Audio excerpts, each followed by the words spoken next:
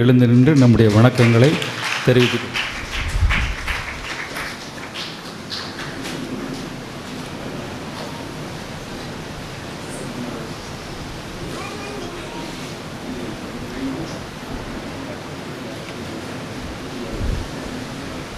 குறியவர்களே, நாம் அமர்ந்து கொள்வோம். இப்பொழுது நமது ஆயரையும் குருக்களையும் வரவேற்க நமது ஆன்ம இயக்குனர் அடுத்தது ஜெம்மல் சார் வருகிறார்கள். மேதகு ஆயர் அவர்களே, அருள் தந்தையர்களே, என் அன்பு மக்களே, உண்மையிலேயே நாம் கொடுத்து வைத்தவர்கள். ஏனென்றால் ஆயர் அவர்கள் இந்த நாட்களில் மிகவும் பல இடங்களுக்கு செல்ல வேண்டிய ஒரு கட்டாய நிர்பந்த அவர்கள் இன்று நமக்கு நேரம் கொடுத்து வந்திருப்பது உண்மையிலேயே நமக்கு கிடைத்த ஆசீர்வாதம். நீங்கள் பார்த்திருக்கலாம், ஒரு சில மாதங்களாகவே நமது ஆயர் அவர்கள் ஒவ்வொரு சனி ஞாயிறும் முடிந்த மட்டும் பங்கு விசாரணைக்காக சென்று கொண்டு இருக்கிறார்கள் என்பது. எல்லா பங்கு விசாரணைக்காக ஒரு முறையாவது விரைவில் சந்தித்து முடிக்க வேண்டும் என்ற முனைப்போடு அவர்கள் முடிந்தவரை சனி ஞாயிறுகளில் பங்குகளுக்கு செல்வதில் மிக கவனமாக இந்த நாட்கள் இருப்பதை நாம் அறிவோம். நமக்கு தெரிந்தது, ஆயர் அவர்கள் இந்திய அளவில் திரு அவை சட்டத்தினுடைய தலைவராக இருந்து செயல்படுகிறார் என்பது. அதற்காகவும் அவர்கள் பல இடங்களுக்கு, பல கூட்டங்களுக்கு, பல கலந்தாய்வுகளுக்கு செல்ல வேண்டிய ஒரு நிர்பந்தமும் கூட. நேற்று மாலை தான் சென்னையிலிருந்து அவர்கள் திரும்பினார்கள், பல கூட்டங்கள் முடித்துவிட்டு. நாளை மறுநாள் ஆயர் அவர்கள் பங்கு விசாரணைக்காக செல்லவிருக்கிறார்கள். இன்று மாலையிலும் கூட அவர்கள் இயேசுனுடைய திருவிழல் திருரத்த பெருவிழாவினுடைய கொண்டாடும் விதத்தில் சுற்றுப்பிரகாரத்திற்காக மேலே விஞ்ஞானபுரம் செல்லவிருக்கிறார்கள். இவ்வாறு பல நிலைகளில் அவர்கள் மிகவும் சுறுசுறுப்பாக செயல்படுகின்ற நாட்களாக இந்த நாட்கள் இருந்தாலும் கூட நமக்கென்று நேரம் ஒதுக்கி காலையில் வந்திருக்கிறார்கள். காலை நேரம் என்றவுடன் மிக குறைந்த நபர்கள் தானே இருப்பார்கள் என்று நான் அவரிடம் சொன்ன பொழுது ஆயர் தந்த பதில் என்னவென்றால், அவர்கள்தானே இந்த கத்தோலிக்க நற்செய்தி குழுவில் மிக ஆர்வத்தோடு மிக சிறப்பாக செயல்படுகிறவர்கள். ஆங்கிலத்தில் சொல்லுவாங்க, ஹார்ட் கோர்னு சொல்லுவாங்க. அதனால் அவர்களோடு நேரம் செலவழிப்பதில், அவர்களுக்கு ஆண்டவருடைய வார்த்தையை பகிர்வதில் இன்னும் சிறப்பாக இருக்கும் என்று ஆயர் அவர்கள் பதில் சொன்னது உண்மையிலேயே உங்கள் மீது அவர்கள் கொண்டிருக்கின்ற, உங்களை சந்திப்பதில் அவர்கள் இருக்கின்ற ஆர்வத்தினுடைய வெளிப்பாடு. எனவே 40 ஆண்டுகளாக கத்தோலிக்க நற்செய்தி குழு செயல்பட்டு வருகின்ற இந்த காலகட்டத்தில், இந்த 40ஆம் ஆண்டினுடைய நிறைவு நாட்களில் நாம் இருந்து கொண்டு இருக்கின்றோம். நம் ஆயவர்கள் நம் மத்தியில் வந்து 1 மணி நேரம் நம்மோடு இருப்பது உண்மையிலேயே பெருமைக்குரியது. வழக்கமாக மாலை நேரத்தில் வந்தார்கள் என்றால் அவர்கள் நம்மோடு இருக்கின்ற நேரம் குறைவாக தான் இருக்கும், நம்மோடு பேசுகின்ற நேரமும் மிக குறைவாகத்தான் இருக்கும். எனவே காலையில் வந்ததினால் நம்மோடு உரையாட, நமக்கு ஆண்டவருடைய வார்த்தையை இன்னும் அதிக நேரம் நம்மோடு சேர்ந்து பகிர்ந்து கொள்வதற்கான ஒரு வாய்ப்பும் நமக்கு கிடைத்துள்ளது. எனவே நமக்கென்று நேரம் ஒதுக்கி, இன்னும் குறிப்பாக இந்த கத்தோலிக்க நற்செய்தி குழுவில் அதிக ஈடுபாட்டோடு செயல்படுகின்ற உங்கள் மத்தியில் வந்து ஆண்டவருடைய வார்த்தையை இந்த காலை பொழுதில் நம்மோடு பகிரவிருக்கின்ற, நேரம் ஒதுக்கி மிக முனைப்போடு வர வேண்டும் என்கின்ற தீர்மானத்தோடு இங்கு வந்திருந்து நமக்கு ஆண்டவருடைய வார்த்தையை பகிரவிருக்கின்ற நமது அன்புக்கும் பாசத்துக்கும் உரிய ஆயர் அவர்களை உங்கள் அனைவரின் சார்பாக மனமாற வரவேற்கிறேன்.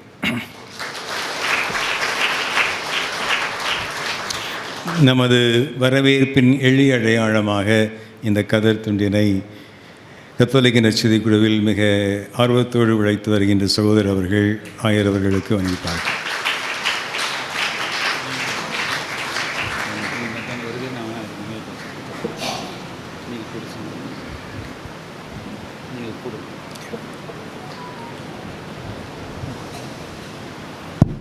அன்புக்குரியவர்களே, இந்த 40 ஆண்டுகளிலே இந்த கடைசி 5 ஆண்டுகள் ஆயராக பொறுப்பேற்ற பிறகு நம்முடைய நற்செய்தி குழுவினுடைய எல்லா நிகழ்ச்சிகளுக்கும் அனுமதி தந்து நமக்காக ஜெபித்து வருகிற நமது பாசமிகு ஆயர் மேதகு அந்தோணிசாமி அவர்களுக்கு இந்த கத்தோலிக்க நற்செய்தி மாணிக்க விழா 40 ஆண்டுகள்ங்கிறது மாணிக்க விழா. இந்த மாணிக்க விழாவிலே நம்முடைய நன்றியை தெரிவித்துக் கொள்கிறோம். அவற்றை நம்முடைய ஊழியர் மகேந்திரனோடு இணைந்து முன்னாள் ஆன்ம ஆலோசகர் அருட்தந்தை VKS அருள்ராஜ் அவர்களும் இந்நாள் ஆன்ம ஆலோசகர் அருட்தந்தை ஜெம்மல்ஸ் இணைந்து இந்த நினைவு பரிசை வழங்குவார்கள்.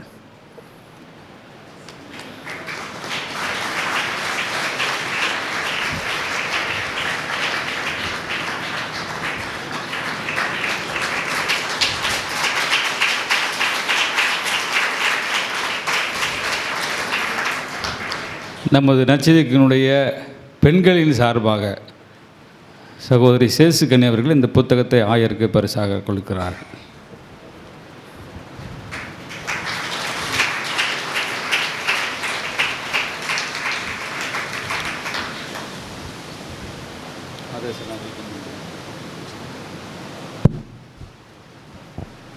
இந்த திருத்தல அதிபர் அருட்தந்தை ஜான்ஸ் அவர்களுக்கு நாங்கள் மிகுந்த நன்றி செலுத்துகிறோம். அவரும் நமது குழுவினுடைய ஒரு உறுப்பினர் போல தான். நாங்கள் எப்போ போனாலும் மகிழ்ச்சியோடு அமர வைத்து எப்படி செய்கிறீர்கள் என்று விசாரிப்பதோடு மட்டுமல்ல, அது உதவி செய்கிற அருட்தந்தை அவர்களுக்கு நம்முடைய நன்றியின் சார்பாக இந்த பொன்னாடை அணிவிக்கப்படுகிறது.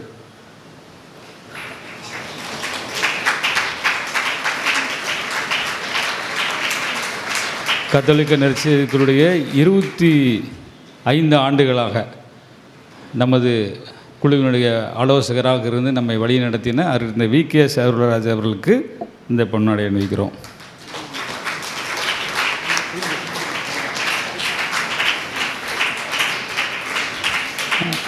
நமது இந்நாள் ஆன்ம ஆலோசகர் அருட்தந்தை ஜெம்மல்ஸ் அவர்களுக்கு சகோதரி குயின் அவர்கள் இந்த பொன்னாடை அணிவிக்கிறார்கள்.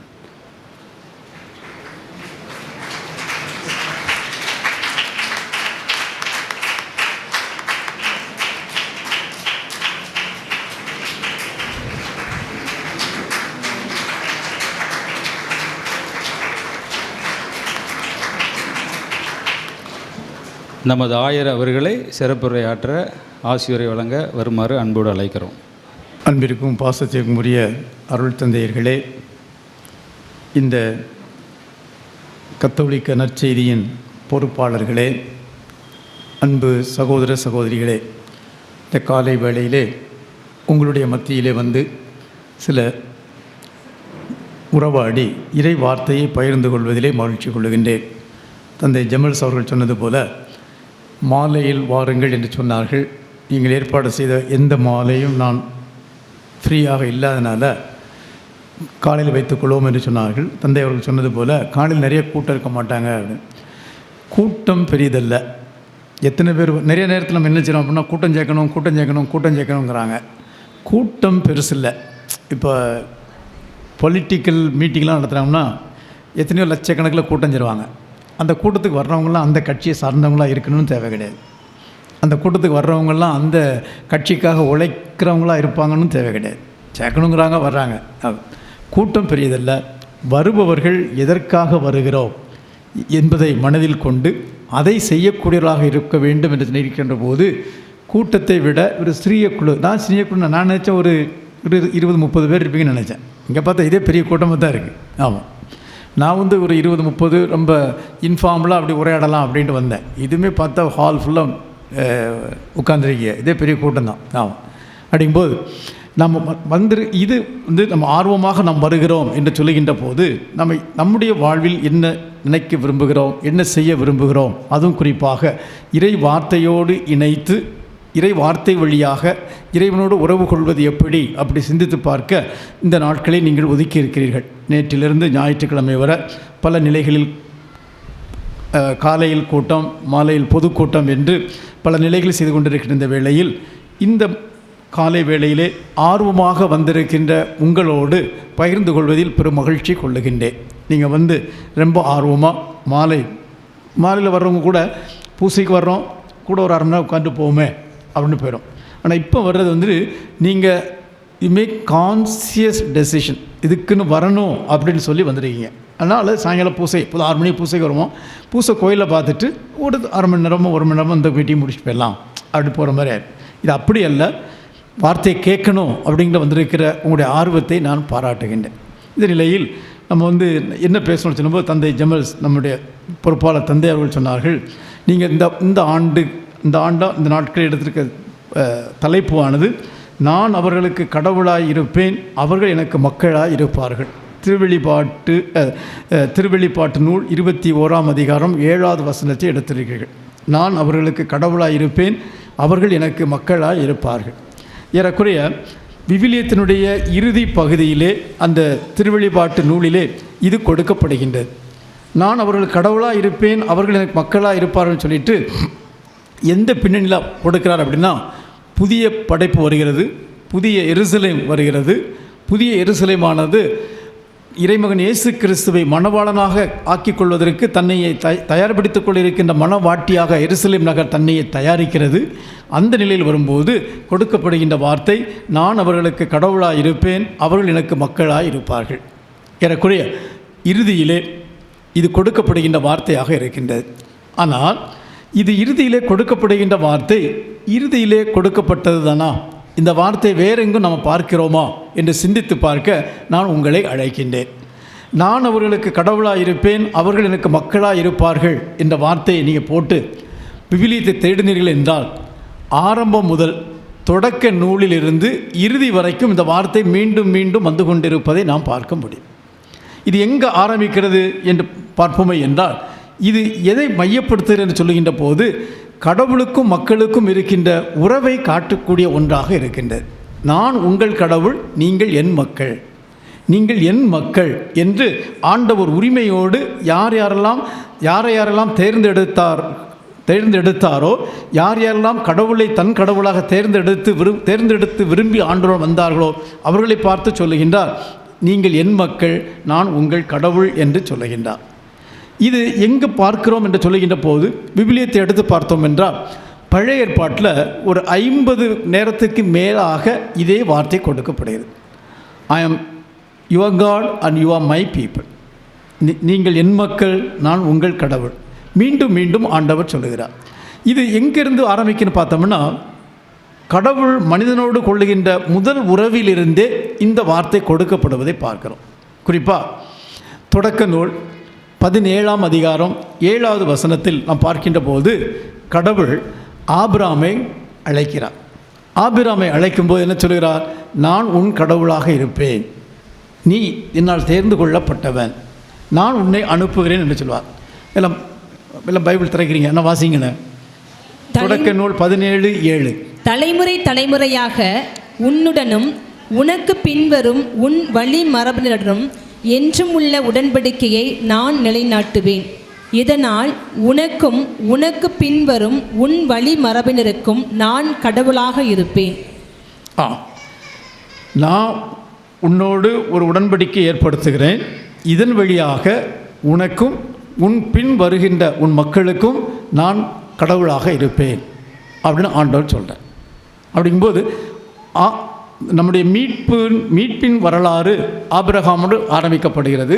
அந்த ஆபிரகாமை அழைக்கும் போதே கடவுள் என்ன சொல்லுகிறார், நீ என்னுடைய மகனாக இருப்பாய். அவரை மட்டுமல்ல, உனக்கு பின் வருகின்றவர்களுக்கும் நான் கடவுளாக இருப்பேன். ஆக கடவுளுக்கும் மக்களுக்கும், அவர் தெரிந்து கொண்ட மற்ற மக்களுக்கும் அந்த உறவு எப்போது ஆரம்பிக்கிறது என்று பார்க்கின்ற போது, ஆரம்பத்திலேயே எப்போது கடவுள் மனிதர்களை அழைக்கிறாரோ அப்போதே அந்த உறவு இருப்பதை பார்க்கிறோம். நான் உங்கள் கடவுள் என்று தெளிவாக சொல்லுவார்.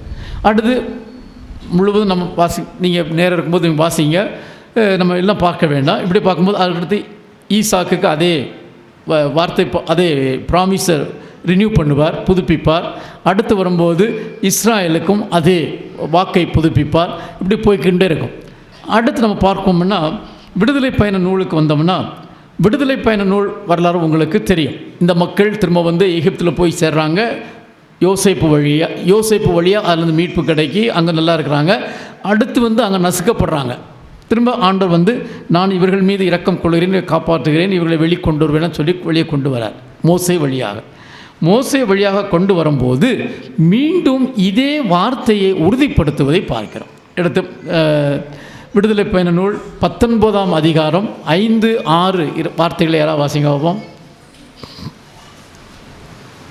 நீங்கள் என் வார்த்தையை செவிசாய்த்து என் உடன்படிக்கையை கடைபிடித்தால் அனைத்துலகும் என் உடைமையே எனினும் நீங்களே எல்லா மக்கள் இனங்களிலும் என் தனி சொத்தாவீர்கள்.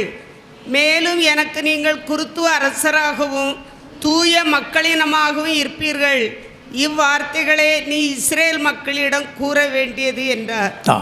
இங்கே பார்க்குறோம் அப்படின்னா, இதை பாருங்கள், இந்த மக்கள் தவறு செய்து கடவுளை விட்டு பிரிந்து போகும்போது மீண்டும் மக்களை கூப்பிட்டு அவர்களோட புதிய உடன்படிக்கை சீனாய் மலையிலே அவர் ஏற்படுத்துகின்றார். அந்த சீனாய் மலையில் ஏற்படுத்தி 10 கட்டளைகளை அவர் கொடுக்கின்றார். கொடுக்கும்போது அவர் முதல் 10 கட்டளை, முதல் கட்டளை என்னது? நானே உன் கடவுள், வேறு தெய்வம் உனக்கு இல்லாமல் போவதாக அப்படின்னு சொல்கிறார். அப்படிங்கும்போது நானே உன்னுடைய கடவுள் அப்படின்னு சொல்லி அந்த 10 கட்டளையை கொடுக்கிறார். அந்த 10 கட்டளை கொடுக்கும்போது இன்னொன்று நடந்துச்சு. முதல் நேரம் அவர் வாங்கிட்டு வரும்போது கீழே வந்த உடனே மோசே வந்து உடச்சி போட்டுறார். எதுக்கு உடச்சி போடுறார்? கண்ணுக்குட்டியை பார்த்து பயந்துட்டாரோ? கண்ணுக்குட்டி உங்களை முட்டை வர அவர் பயந்து ஓடி கையில் இருந்த அந்த பலகை கீழே போட்டு உடைச்சிட்டாரா? அப்படி நடந்தது. என்ன நடந்தது? கன்றுக்குட்டியை ஆமாம், மற்றவங்க நான் சொல்ல நம்புற மாதிரி தெரியுதா? கன்றுக்குட்டி முட்டை வந்து பயந்த கீழே போட்டார். உங்கள் அமைதியெல்லாம் பார்த்தா அப்படி தான் வளர்த்துறது. இவர் ஒரு ஆள் தான் வித்தியாசமாக சொல்கிறார். ஆமாம், மோசே கடவுளோட உறவாட மேலே செல்லுகிறார். அவர் காலம் தாமதிக்கிறார் அப்படின்னு சொல்லிட்டு இந்த மக்கள் இவங்களுக்குன்னு ஒரு கடவுளை உருவாக்குறாங்க, வேற கடவுளை உருவாக்குறாங்க. ஆனால் முதல் கட்டளையே என்ன சொல்லுது? நான் தான் உங்களுக்கு கடவுள் அப்படின்னு சொல்கிறார். அது இல்லாமல் இவங்க கீழே வரும்போதே இதை பார்த்த உடனே மோசே கோபத்தில், ஆண்டவர் இப்படி உங்களுக்கு கொடுத்துருக்கும் போது நீங்கள் இப்படி பண்ணியிருக்கீங்களேன்னு சொல்லி கோபத்தில் இதை கீழே போட்டு உடைக்கிறார். அதுக்கப்புறம் திரும்பவும் மேலே போய் ஆண்டவர்கிட்ட பேசி அதே 10 கட்டளை திரும்ப வாங்கிட்டு வரும்போது தான் அங்கே வந்து மீண்டும் உடன்படிக்கை செய்யப்படுகிறது. கடவுளோடு கொண்டிருக்கின்ற உடன்படிக்கை புதுப்பிக்கப்படுகிறது. எப்படி ஆபிரகாமிடம் வந்து ஆண்டவர் அந்த வாக்கு கொடுத்து அந்த உடன்படிக்கை ஏற்படுத்தினாரோ அந்த உடன்படிக்கை என்ன சொன்னார்? உனக்கும் உன்னுடைய பிள்ளைகளுக்கும் சொன்னார். இந்த மக்கள் அவருடைய பிள்ளைகளாக, அவருடைய சந்ததியினராக, அவருடைய வழிவந்தவர்களாக இருக்கின்றார்கள். அவர்களோடு இவர் இந்த உடன்படிக்கையை செய்கின்றார். மீண்டும் உடன்படிக்கை செய்கின்றார். உடன்படிக்கை செய்யும்போது நீங்கள் என் மக்கள், நீங்கள் தேர்ந்தெடுக்கப்பட்ட இனம், அரச குருத்துவ திருக்கூட்டம், இறைவனுக்கு சொந்தமான மக்கள். அழகாக சொல், நீங்கள் ஏன் மக்கள் அப்படின்னு சொல்லுவார். இதை பேதுரு திரும்ப மேற்கோள் காட்டுவார். நம்ம கொஞ்ச நேரம் கழித்து பார்ப்போம். அப்படிங்கும்போது இவர் அந்த கவர்னன்ட், அந்த உடன்படிக்கையை புதுப்பித்து அந்த உடன்படிக்கையின் வழியாக மீண்டும் என்ன சொல்கிறார்? நீங்கள் என் மக்கள், நான் உங்கள் கடவுள். ஆனால் இங்கே இன்னொன்று சேர்த்து சொல்கிறார். நான் உங்கள் கடவுள், நீங்கள் என் மக்கள். ஆனால் உங்களுக்கு சில வரைமுறை கொடுக்கப்படுது. நீங்கள் என் மக்களாக இருக்கணும் அப்படின்னா என்ன செய்யணும்? என் கட்டளைகளை கடைப்பிடித்து நடப்பீர்களே என்றால், அது சேர்க்கிறார், ஒரு கண்டிஷன் போடுறார். நீங்கள் என் கட்டளைகளை கடைப்பிடித்து நடப்பீர்களே என்றால் நீங்கள் என் மக்கள், நான் உங்கள் கடவுள். அப்படிங்கும்போது இது ஏதோ ஒரு மேஜிக், ஏதோ ஒரு இது இல்லை, நம்முடைய பொறுப்பும் அங்கு இருக்கின்றது. கடவுள் அழைக்கிறார். கடவுள் நமக்கு ஒரு ப்ரிவிலேஜ், ஒரு நல்ல ஒரு நிலையை கொடுக்கிறார். அதை தனதாக்கி கொள்ள, தக்க வைத்து கொள்ள மக்களாகிய மக்களுக்கும் பொறுப்பு இருக்கின்றது. மக்களும் அதை செய்ய வேண்டும். ஆமாம், இது நம்ம திரும்ப இதே பாயிண்ட் திரும்ப வருவோம் கொஞ்ச நேரம் கழிச்சு. அடுத்து நம்ம பார்த்தோம்னா இந்த மக்கள், இஸ்ராயல் மக்கள் மீண்டும் தவறு செய்கிறாங்க, தப்பு பண்ணுறாங்க, பால் தெய்வத்திடம் போகிறாங்க, வேறு கடவுளிடம் போகிறாங்க. எல்லாருமே இப்போ சாலமோன்லாம் அழகாக வாழ்க்கையை ஆரம்பித்தார். ஆண்டவரே எனக்கு ஞானத்தை கொடும் அப்படின்னு ரொம்ப அழகாக ஆரம்பித்தார். ஆனால் பின் வாழ்க்கையை பார்க்கும்போது அவருடைய மனைவிமார்களுடைய சொற்களால் ஏமாற்றங்கிறத விட ஈர்க்கப்பட்டு வேறு தெய்வத்தை கும்பிடுவதையும் நம்ம பார்க்குறோம். சாலமோன் அரசரே அப்படிங்கும்போது அரசர்கள் மக்கள் மீண்டும் மீண்டும் வெளியே போகிறாங்க. உடனே கடவுள் என்ன செய்கிறார்? அவர்களை தண்டிக்கிறார். எங்கே எகிப்துக்கு பாபிலோனுக்கு அனுப்புகிறார், அடிமைகளாக அனுப்புகிறார். இது பல வரலாறு போதும். அப்படி அவர்கள் தவறு செய்த போதும் கூட ஆண்டவர் தன்னுடைய வார்த்தையை மறந்து விடவில்லை. அவர் என்ன சொல்கிறார்?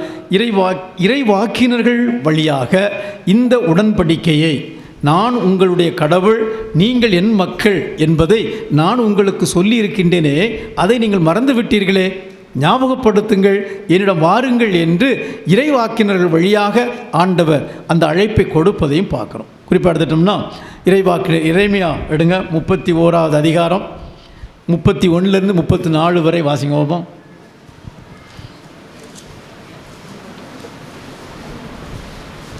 இதோ நாட்கள் வருகின்றன, அப்பொழுது நான் இஸ்ரேல் வீட்டாரோடும் யூதாவின் வீட்டாரோடும் புதிய உடன்படிக்கை ஒன்றை செய்து கொள்வேன் என்கிறார் ஆண்டவர். அவர்களுடைய மூதாதையரை எகிப்து நாட்டினின்று விடுவிப்பதற்காக அவர்களை நான் கைப்பிடித்து நடத்தி வந்தபொழுது அவர்களோடு செய்து கொண்ட உடன்படிக்கையை போன்று இது இராது.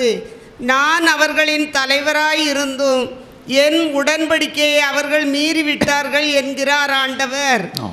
அந்நாட்களுக்கு பிறகு இஸ்ரேல் வீட்டாரோடு நான் செய்யவிருக்கும் உடன்படிக்கை இதுவே. என் சட்டத்தை அவர்கள் உள்ளத்தில் பதிப்பேன், அதை அவர்கள் இதயத்தில் எழுதி வைப்பேன்.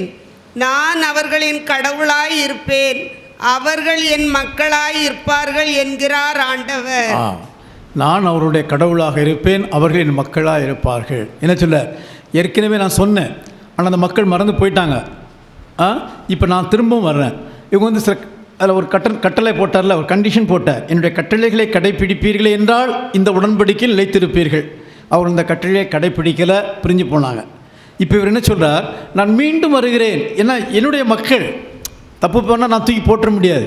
தேர் மை பீப்புள், அவங்க என்னுடைய மக்கள். தப்பு பண்ணுறாங்க, தப்பு பண்ண தண்டிப்பேன், ஆனால் தண்டிக்கிறதுக்காக நான் தூக்கி போட்டுற முடியாது. ஆமாம், நம்ம திரும்ப வர்றேன் அப்படின்னு சொல்லி திரும்ப வந்து என்ன சொல்லார் அப்படின்னா, மீண்டும் அந்த உடன்படிக்கையை புதுப்பிக்கிறேன், இவர்கள் என் மக்கள், நான் உங்கள் கடவுள்னு சொல்லிட்டு இப்போ என்ன சொல்லார்? இந்த இதை மறக்கலை, கட்டளைகளை இங்கே கடைப்பிடிக்கணும் அப்படின்னு சொல்லிட்டு இந்த கட்டளைகளை வெறும் கற்களிலோ பேப்பரிலோ எழுதி வைக்காமல் உங்களுடைய உள்ளத்தில் எழுதி வைக்கிறேன், அதை பின்பற்றுங்கள், நான் உங்கள் கடவுள், நீங்கள் என் மக்கள்.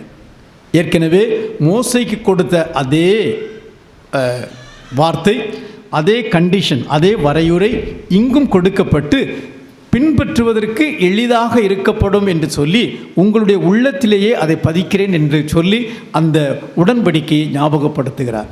நான் உங்கள் கடவுள், நீங்கள் என் மக்கள். அடுத்து இதே பார்த்தோம்னா நிறைய சொல்லலாம். ஒன்று மட்டும் வாசிப்போம்.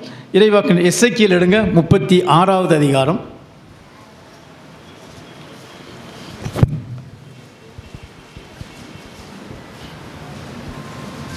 எசேக்கியேல் 36 24லிருந்து 28 வரை. நான் உங்களை வேற்றினத்தாரிடமிருந்து அழைத்து பல நாடுகளிடையே கூட்டிச் சேர்த்து உங்கள் சொந்த நாட்டிற்கு திரும்ப கொணர்வேன். நான் தூய நீரை உங்கள் மேல் தெளிப்பேன். நீங்கள் உங்கள் எல்லா அழுக்கிலிருந்தும் தூய்மையாவீர்கள். உங்கள் எல்லா சிலை வழிபாட்டு தீட்டையும் அகற்றுவேன். நான் உங்களுக்கு புதிய இதயத்தை அருள்வேன். புதிய ஆவியை உங்களுக்குள் புகுத்துவேன். உங்கள் உடலிலிருந்து கல்லான இதயத்தை எடுத்துவிட்டு சதையாலான இதயத்தை பொருத்துவேன். என் ஆவியை உங்களுள் புகுத்துவேன். என் நியமங்களை கடைபிடிக்கவும் என் நீதி நெறிகளை கவனமாய் செயல்படுத்தவும் செய்வேன். பார்த்தீங்களா? அது எரேமியா சொன்னப்பட்ட அதே இதை எசேக்கியேலும் திரும்ப சொல்கிறார். ஆனால் இது சொல்கிற நேரத்தை பார்க்கணும். எப்போ சொல்கிறாங்க அப்படின்னா, இந்த மக்கள் வந்து கடவுளைங்களை மறந்துட்டார், கடவுளங்களை கைவிட்டுட்டார். ஏன்னா இவங்க வந்து பாபிலோனில் அடிமைத்தனத்தில் இருக்காங்க. அடிமைத்தனத்தில் இருக்கும்போது கடவுள் எங்களை கைவிட்டு விட்டார் என்று அவர்கள் சொல்லும்போது ஆண்டவர் சொல்லுகிறார், நோ, நான் மறக்கவில்லை, நீங்கள் தான் மறந்து போய்கிட்டு இருக்கிறீர்கள், நான் உங்களை தேடி வருகிறேன் என்று சொல்லி அங்கு இது சொல்லுகிறார். மீண்டும் அந்த கட்டளை மீண்டும் உங்களை கொண்டு வருவேன், எருசலேமுக்கு கொண்டு வருவேன், இங்கு வந்து நீங்கள் வழிபாடு நடத்துவீர்கள். அந்த மக்களுக்கு வந்து இஸ்ராயல் மக்களுக்கு வந்து 3 வந்து ரொம்ப ரொம்ப முக்கியம். எருசலேம் ஆலயம், அந்த பாலஸ்தீன நாடு, 3 வந்து அந்த அரசர். இந்த 3 வந்து அவங்களுக்கு ரொம்ப ரொம்ப முக்கியம். இப்போ அவங்க பாபிலோனில் இருக்கும்போது இந்த 3ஐயும் இழந்துட்டாங்க. நாடு கைப்பற்றப்பட்டாச்சு. நெபுகத்நேசர் வந்து நெபுகத்நேசர் கீழே இருக்குது. அரசர் கொல்லப்பட்டு விட்டார். அவருடைய மகனை வந்து ஒரு டம்மி அவர் சொல்லு கேட்குற ஒரு அரசராட்டம் அங்கே உட்கார வச்சுருக்காங்க. ஆலயம், எருசலேம் ஆலயம் இடிக்கப்பட்டாச்சு. அப்படிங்கும்போது இந்த மக்கள் அழுது கொண்டிருக்காங்க. என்ன சொல்லுவாங்க? கடவுள் எங்களை மறந்துட்டார், நாங்கள் தேர்ந்தெடுக்கப்பட்டோம்னு சொன்னாங்க, நாங்கள் கடவுளுடைய மக்கள்னு சொன்னாங்க. இப்போ இங்கே இருக்கிறத பார்த்தா இது கடவுளுடைய மக்கள் மாதிரி தெரியலையே, கடவுள் எங்கே மறந்துட்டார் அப்படின்னு இந்த மக்கள் அழுது புலம்புகிறார்கள். அழுது புலம்பும் போது தான் அந்த 136வது திருப்பாடலை அவர்கள் அங்கே வச்சு தான் பாடுறாங்க. அங்கே வந்து 136 அந்த திருப்பாடல் பாருங்கள் பார்ப்போம். அது ஆங்கிலத்தில் வந்து ரொம்ப ஜம்பிங் டியூனில் ஜாலியாக பாடுவாங்க. ஆனால் இவங்க எழுதுனது வந்து அழுதுட்டு பாடினது. ஆக்சுவலி ஆண்டவருக்கு நன்றி செலுத்துங்கள், ஏனெனில் அவர் நல்லவர். இல்லை, அடுத்த நம்பர் வாங்க. சில நம்பர் 37, 137. பாபிலோன் ஆறுகளே அமர்ந்து நாங்கள் சீயோனை நினைத்து அழுதோம். இது 137 இல்லை? ஆமாம், சில டெக்ஸ்ட் நம்பர் 137. இதான் வாசிங்க, இந்த சங்கீதம் வாசிங்க. அங்கிருந்து அலறி செடிகள் மீது எங்கள் யாழ்களை மாட்டி வைத்தோம், ஏனெனில் அங்கு எங்களை சிறையாக்கினோர் எங்களை பாடும்படி கேட்டனர். எங்களை கடத்தி சென்றோர் எங்களை மகிழ்ச்சிப்பா இசைக்குமாறு கேட்டனர். சீயோனின் பாடல்களை எங்களுக்கு பாடி காட்டுங்கள் என்றனர். ஆண்டவருக்கு உரித்தாக்கும் பாடலை அந்நிய நாட்டில் எங்கனம் பாடுவோம். எருசலேமே, நான் உன்னை மறந்தால் என் வழக்கை சூம்பி போவதாக. உன்னை நான் நினையாவிடில் எனது மகிழ்ச்சியின் மகுடமாக நான் எருசலேமை கருதாவிடில் என் மேல் வாயோடு ஒட்டி கொள்வதாக. ஓகே, இப்போ வந்து பாபிலோனில் அவங்க இருக்காங்க. அந்த மக்கள் வந்து அசிரிய மக்கள் வந்து நீங்கள் எருசலேமில் பாடுற உங்கள் கோயில் பாடலாம் அங்கே பாடுங்கன்னு சொல்கிறாங்க. அப்போ தான் இந்த திருப்பாட சொன்னாங்க, நாங்கள் எப்படி கடவுளுடைய பாடலை கடவுள் இல்லாத இந்த இடத்தில் பாட முடியும்? எங்களுடைய வீணைகள் எல்லாம் தொங்கிக் கொண்டிருக்கின்றன, எங்களை தூக்கி கொண்டு போட்டிருக்காங்க, நாங்கள் எப்படி கடவுளுடைய பாடலை பாட முடியும் அப்படின்ட்டு அழுது புலம்புகிறார்கள். அப்போது தான் இறைவாக்கினர் ஏசாயா வழியாக ஆண்டோர் சொல்லுவார், தாய் தான் பெற்றெடுத்த குழந்தையை, பால் குடிக்கும் குழந்தையை மறப்பாளோ? அவள் மறந்தாலும் நான் உன்னை மறக்க மாட்டேன். அது சொன்னது இந்த சூழ்நிலையில் தான்.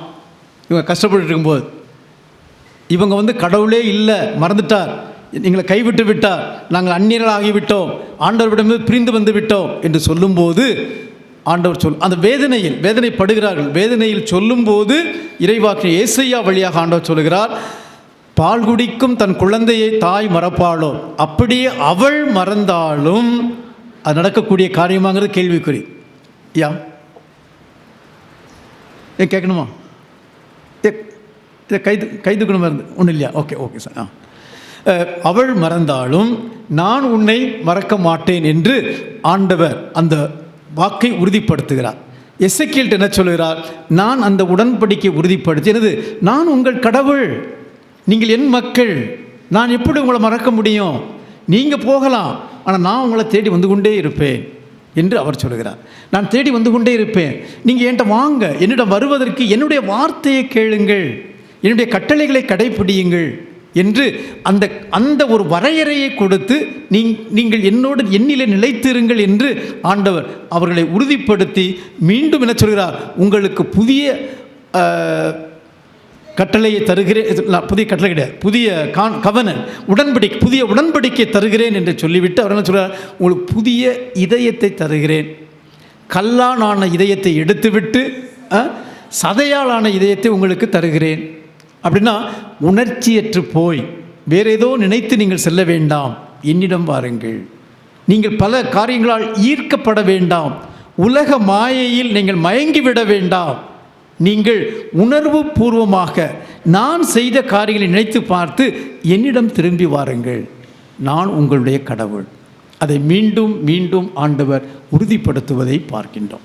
ஆக இது நிறைய மேற்கோள் பழைய ஏற்பாடு எடுத்துட்டிங்கன்னா 70-80 நேரங்களில் நான் உங்கள் கடவுள், நீங்கள் என் மக்கள்னு வருது. நிறைய நேரத்தில் ஏறக்குறைய எல்லா புத்தகங்களும் ஆண்டவர் சொல்லிகிட்டே இருக்கிறார். அப்படிங்கும்போது ஆபிரகாமை அழைக்கும் போது கொடுத்த வாக்கு, மோசையினால் உறுதிப்படுத்தப்படுகிறது, அரசர்களுக்கு கொடுக்கப்படுகிறது, அடுத்து இறை வாக்கினர்களுக்கு வழியாக கொடுக்கப்படுகிறது. இப்படி கொடுக்கப்பட்டு வந்த போதும் கூட மக்கள் திரும்பி வருகிறார்கள், மீண்டும் பாவம் செய்து வெளியே போய்விடுகிறார்கள். மீண்டும் மீண்டும் மீண்டும் ஆண்டவர் புதுப்பித்து இது அழிக்க முடியாத ஒன்றாக இருக்கிறது என்று சொல்லி, நான் உங்கள் கடவுள், நீங்கள் என் மக்கள் என்பதை அந்த உடன்படிக்கையின் விளைவாக, உடன்படிக்கையின் உறவாக இந்த உறவை கொடுப்பதை பார்க்கிறோம். இது பழைய ஏற்பாட்டு அப்படி இருக்கின்ற போது, புதிய ஏற்பாட்டுக்கு வரும்போது இந்த உடன்படிக்கை இது மீண்டும் உறுதிப்படுத்தப்பட்டு நிலையான ஒன்றாக ஆக்கப்படுவதை நாம் பார்க்கிறோம். இது எங்கே இந்த கவர்னண்டல் ரிலேஷன்ஷிப் என்று சொல்லமுல்ல, இந்த உறவு எங்கே உறுதிப்படுத்தப்படுகிறது என்றால் இயேசுவில் உறுதிப்படுத்தப்படுவதை பார்க்கிறோம். இயேசு இந்த உலகிற்கு மனிதனாக வருகிறார். தந்தையாகிய கடவுள் தனது மகனை மீட்பராக இந்த உலகிற்கு அனுப்புகிறார். அனுப்பும்போது என்ன சொல்கிறார்? யோவான் நற்செய்தி 3ஆம் அதிகாரம் 16வது அதிகாரத்தில் நாம் பார்க்குறோம். கடவுள் இந்த உலகை எந்த அளவுக்கு அன்பு செய்தார் என்றால் தன் ஒரே மகனை அனுப்பும் அளவுக்கு அன்பு செய்கிறார். இவர் வந்து என்ன சொல்கிறார்? ஒரு புதிய உடன்படிக்கையை ஏற்படுத்துவதை நாம் பார்க்கிறோம். குறிப்பாக எடுத்துங்க, லூக்கா நற்செய்தி 22ஆம் அதிகாரம் 20வது வசனம். யாராவது வாசிங்க பார்ப்போம். அப்படியே உணவு அருந்திய பின்பு அவர் கிண்ணத்தை எடுத்து, இந்த கிண்ணம் உங்களுக்காக சிந்தப்படுகிற எனது இரத்தத்தால் நிலைப்படுத்தப்படும் புதிய உடன்படிக்கை. அவருடைய இரத்தத்தால் இந்த உடன்படிக்கை புதுப்பிக்கப்படுகிறது. நான் உங்கள் கடவுள், நீங்கள் என் மக்கள் என்பது இந்த ஃபார்முலா எங்கேருந்து வருது? உடன்படிக்கையிலிருந்து வருது. அந்த உடன்படிக்கை, புதிய உடன்படிக்கை இயேசுவினால், இயேசுவினுடைய இரத்தத்தால் கொடுக்கப்படுது. பழைய நீங்கள் உடன்படிக்கை ஏற்படுத்தும் போது நீங்கள் பார்த்தீங்கன்னா, ஒரு ஆட்டுக்குட்டியை வெட்டி ஆட்டுக்குட்டியின் இரத்தத்தை தெளித்து அதனுடைய ஆட்டுக்குட்டியின் இரத்தத்தின் வழியாக இந்த உடன்படிக்கை உறுதி செய்யப்படுத்தப்பட்டது பழைய ஏற்பாட்டு. ஆனால் நிலையான உடன்படிக்கையாக இருக்க இறைமகன் இயேசு கிறிஸ்து தன்னுடைய இரத்தத்தை சிந்தி அந்த இரத்தத்தின் வழியாக அவர் மீட்பு கொடுப்பவராக, அந்த உடன்படிக்கையை நிலைநாட்டுபவராக வருகின்றார். ஆக இந்த இயேசு கிறிஸ்துவின் வழியாக இந்த உடன்படிக்கை நிலைநாட்டப்படுகிறது. எந்த உடன்படிக்கை?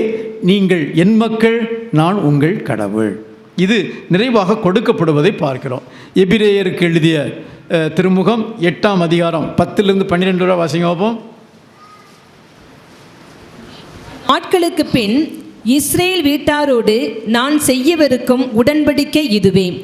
என் சட்டத்தை உள்ளத்தில் பதிப்பேன், அதை அவர்களது இதயத்தில் எழுதி வைப்பேன். நான் அவர்களின் கடவுளாய் இருப்பேன், அவர்கள் என் மக்களாய் இருப்பார்கள் என்கிறார் ஆண்டவர்.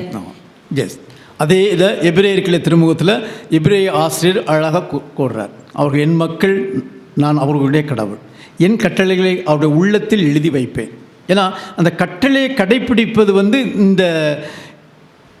இந்த உறவை அனுபவிப்பதாக, இந்த உறவில் நிலைத்து நிற்கக்கூடிய ஒன்றாக இருக்கிறது. அந்த கட்டளையை கடைப்பிடிக்காத போது இந்த உறவை விட்டு தனியாக போயிடும். அதனால் திரும்ப திரும்ப சொல்கிறேன், அந்த உறவை நீங்கள் வெளியே இருந்தால் கூட மறந்துடுவீங்கன்னுட்டு உங்களுடைய உள்ளத்திலே எழுதி வைக்கிறேன் அப்படின்னு ஆண்டவர் திரும்ப திரும்ப சொல்கிறார். அதில் எபிரேயருக்கு எழுதிய திருமுகத்தில் நம்ம அழகாக வாசிக்கிறோம். அடுத்து இந்த இறைமகன் இயேசு கிறிஸ்து தன்னுடைய பாடுகள் வழியாக, சிலுவை மரணம் வழியாக இந்த உடன்படிக்கையை நிறைவு செய்து விட்டு சென்றிருக்கின்றார். இந்த உடன்படிக்கையில் நாம் இன்று பங்கெடுக்க நமக்கு உதவியாக இருப்பது யார் என்றால் தூய ஆவியானவர். தூய ஆவியானவர் நம்மோடு இருந்து, தூய ஆவியானுடைய பணிகளில் ஒன்று என்னது? இறைமகன் இயேசு கிறிஸ்து என்ன சொன்னார்? யோவான் நற்செய்தியில் அவர் வாழ்வின் இறுதி நிலைக்கு வரும்போது இந்த உலகத்தை விட்டு செல்வதற்கு முன்னதாக நிறைய பேசுகிறார். ஆமாம், அந்த ப்ரீஸ்ட்லி ப்ரேயர்னு சொல்லுவார். நிறையா ஒரு ஜெபம் பண்ணுவார். நிறையா அவர் சொல்லுவார், நான் கொஞ்ச நேரத்தில் போயிடுவேன், நீங்கள் என்னை தேடுவீங்க, நீங்கள் காண மாட்டீர்கள், ஆனால் நான் உங்களை திக்கற்றவர்களாக விட மாட்டேன், நான் திரும்பி வருவேன். இந்த சீடலுக்கு புரியாது, இவர் என்ன சொல்கிறார், இவர் எங்கே போகிறார், இன்னும் திரும்பி நம்ம பேசி இன்னும் கொஞ்ச நேரத்தில் பார்க்க மாட்டேன்னு சொல்கிறாங்களே, எங்கே போகிறார் இவர்? அவங்க சீடலுக்கே புரியல. ஆனால் இவர் சொல்ல, ஆனால் உங்களை திக்கற்றாக விட மாட்டேன், நான் போய் தந்தையிடம் போகிறேன், தூய ஆவியானவரை அனுப்புவேன் அப்படின்னு சொல்ல. தந்தையிடம் போகிறேன் அப்படின்னு இவங்களோட தந்தையை மட்டும் காட்டும், அது எங்களுக்கு போதும் அப்படின்னு அவர் பிலிப் கேட்பார். அப்படி இன்னொரு கேட்பார், நான் போகிற வழி உங்களுக்கு தெரியும், இவர் எங்கே போகிறாருன்னே தெரியல, அப்புறம் வழி எங்கே தெரியும் அப்படின்னு இன்னொரு சீடர் கேட்பாங்க. இதெல்லாம் ஹியூமன் ஃபீலிங். நாம் இன்றைக்கி எப்படி இருக்கிறோமோ இப்படி தான் அந்த சீடர்கள் இருந்தாங்க. அவங்க பெரிய புனிதர்களாக செதுக்கி கொண்டு வரப்பட்டவர்கள் அல்ல, நம்மை போல தான் இருந்தாங்க. நம்ம போல தான் சண்டை போட்டாங்க, எனக்கு அது வேணும் இது வேணும். நேற்று திருவிழா கொண்டாடணுமே, நேற்று என்ன திருவிழா கொண்டாடணும்? சந்தியாபர். இந்த சந்தியாபர் அல்லது யாக்கோபும்பாங்க, யோவான்பாங்க, அருளப்பரும்பாங்க. 2 பேரும் அண்ணன் தம்பிமார், அப்படி தானே? 2 பேரும் என்ன போய் கேட்டாங்க ஆண்டவர்கிட்ட, நீர் அரசாட்சி வரும்போது நான் வலது பக்கம் ஒரு ஆள் இருக்கணும், இடது பக்கம் ஒரு ஆள் இருக்கணும். அப்படின்னு நீர் பிரைம் மினிஸ்டராக இருக்கும்போது ஒரு ஆள் நான் ஹோம் மினிஸ்டராக இருக்கணும், ஒரு ஆள் டிஃபென்ஸ் மினிஸ்டராக இருக்கணும். ஆமாம், ஹையஸ்ட் போர்ட்ஃபோலியோ என்ன தந்துடணும் கேட்டாங்க. அடுத்து இவ பார்த்து மற்றவங்க என்ன பண்ணாங்க? பொறாமைப்பட்டார்கள். இவங்க மட்டும் தூக்கிட்டு போயிட்டாங்கன்னா நமக்கு என்ன கிடைக்கும்? மற்றவங்க போட்டாங்க. இப்படி தான் இருந்தாங்க.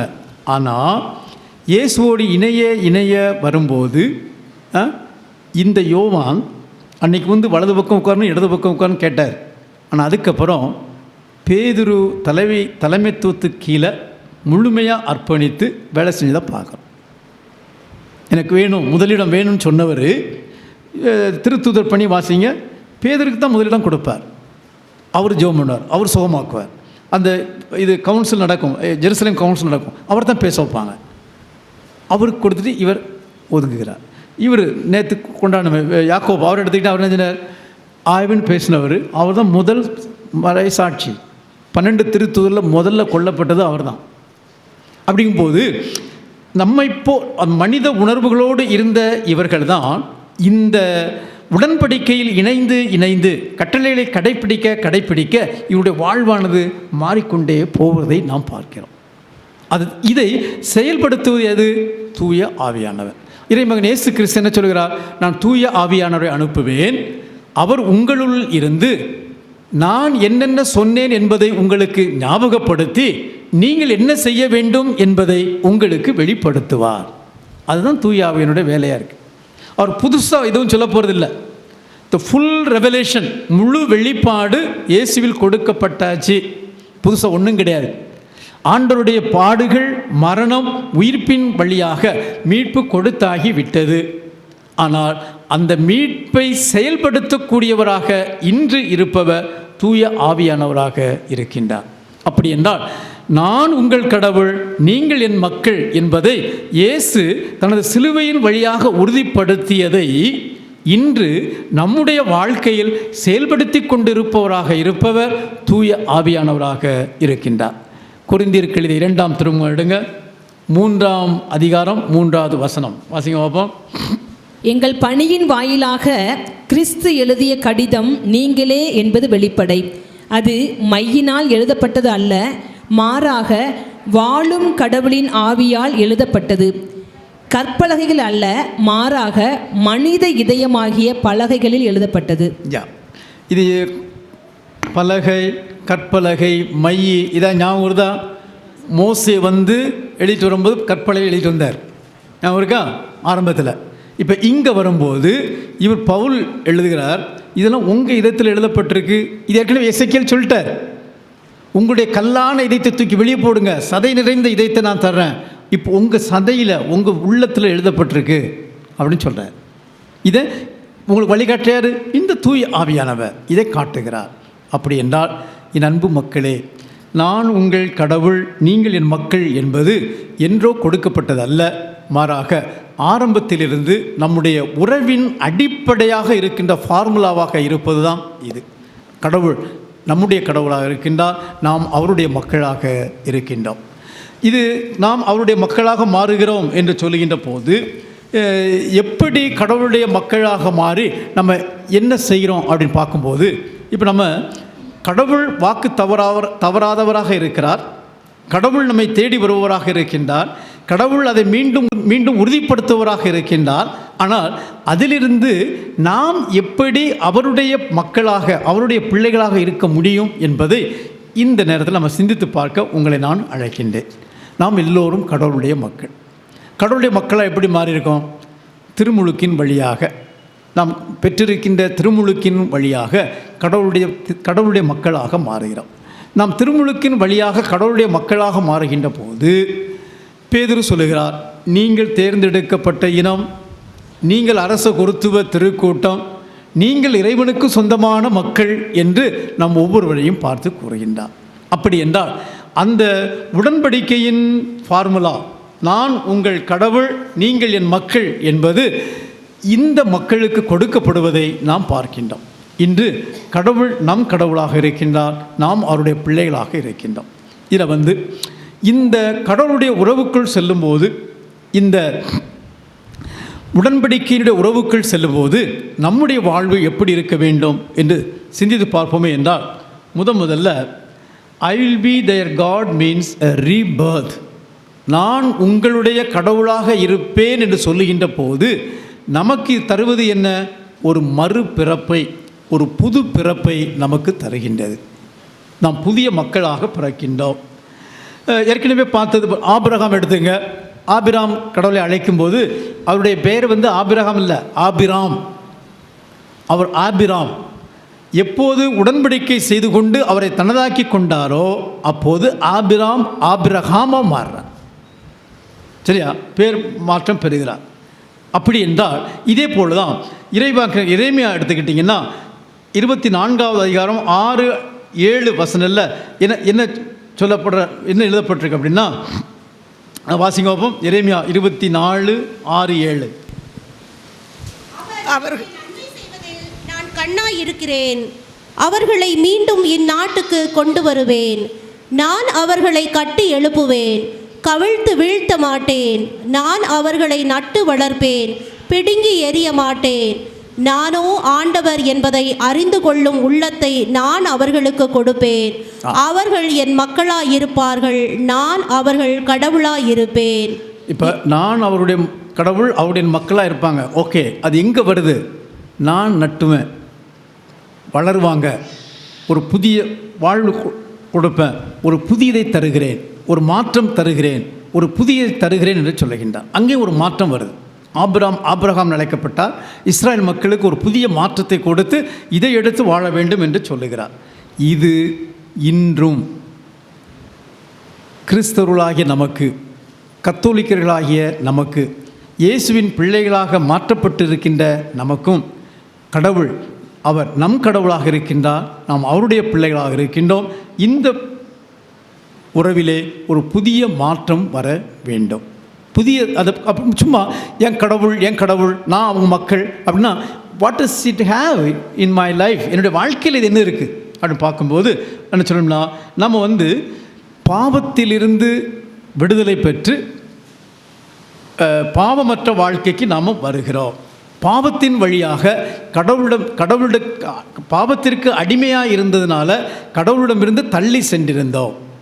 இந்த கடவுளுடைய பிள்ளைகளாக்குகின்ற இந்த தன்மை, இந்த பாவ மன்னிப்பு நமக்கு பாவத்தை மன்னிப்பு கொடுத்து கடவுளிடம் மீண்டும் கொண்டு வருகிறது. நாம் கடவுளுடைய பிள்ளைகள் என்பதை உணர வைக்கின்றது. இதை நாம் மறந்துவிடக்கூடாது. அப்படிங்கும்போது அந்த ஆரம்பத்தில் சொன்னது போல, என் கட்டளைகளை கடைப்பிடித்தால் நீங்கள் என் மக்கள், நான் உங்கள் கடவுள் அப்படி சொல்லிட்டு, சரி கடைப்பிடினா போய் தொலை அப்படின்னு தூக்கி போட முடியல, வந்துக்கிட்டே இருந்தார், பின்னாடி வந்துக்கிட்டே இருந்தார். அந்த கடவுள் இன்று நம்மிடம் என்ன சொல்கிறாருன்னா, நம்முடைய பாவ நிலையிலிருந்து விடுபட்டு ஒரு புது வாழ்வுக்குள் செல்லும் போது நாம் ஆண்டவருடைய பிள்ளைகள் என்பதை தெளிவாக்குகிறோம். அப்படி வரும்போது கடவுள் நம்மிடம் வாழ்பவராக அவர் உணர்கிறோம். Because of God's intervention, now we are all alive unto God. God made you alive with Christ. கடவுள் இயேசு கிறிஸ்துவின் வழியாக நம்மை உயிர் வாழுகிறவர்களாக, கடவுளுடைய பிள்ளைகளாக மாற்றுகின்றார். 2 வாசிமே. எஃபேசியருக்கு எழுதிய திருமுகத்தை எடுங்க, 2வது அதிகாரம் 1 வசனம்.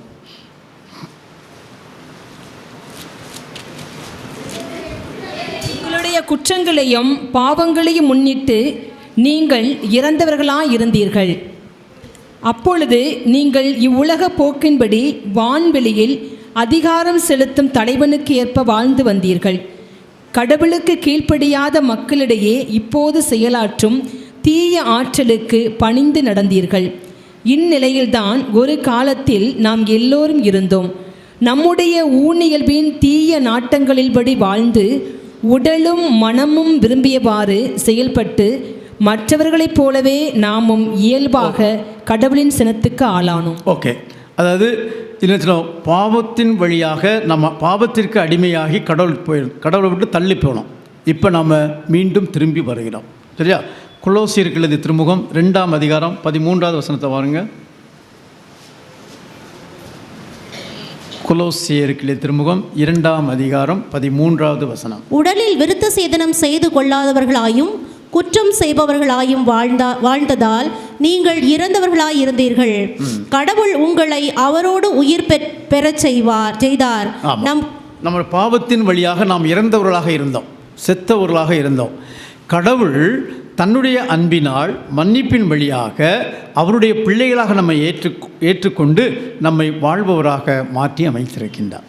அப்படி என்றால் இயேசு கடவுள் என்னுடைய ஆண்டவர் என்னுடைய கடவுள் சொல்லும்போது அது நமக்கு ஒரு மறுபிறப்பை, ஒரு புதிய பிறப்பை கொடுப்பதை நாம் பார்க்கிறோம். இதை தெளிவாக பேதுரும் அழகாக சொல்லுவார். பேதுருக்கு எழுதிய பேதுரு முதல் திருமுகத்தை எடுங்க. முதல் திருமுகம் அதிகாரம் 1 23வது வசனம்.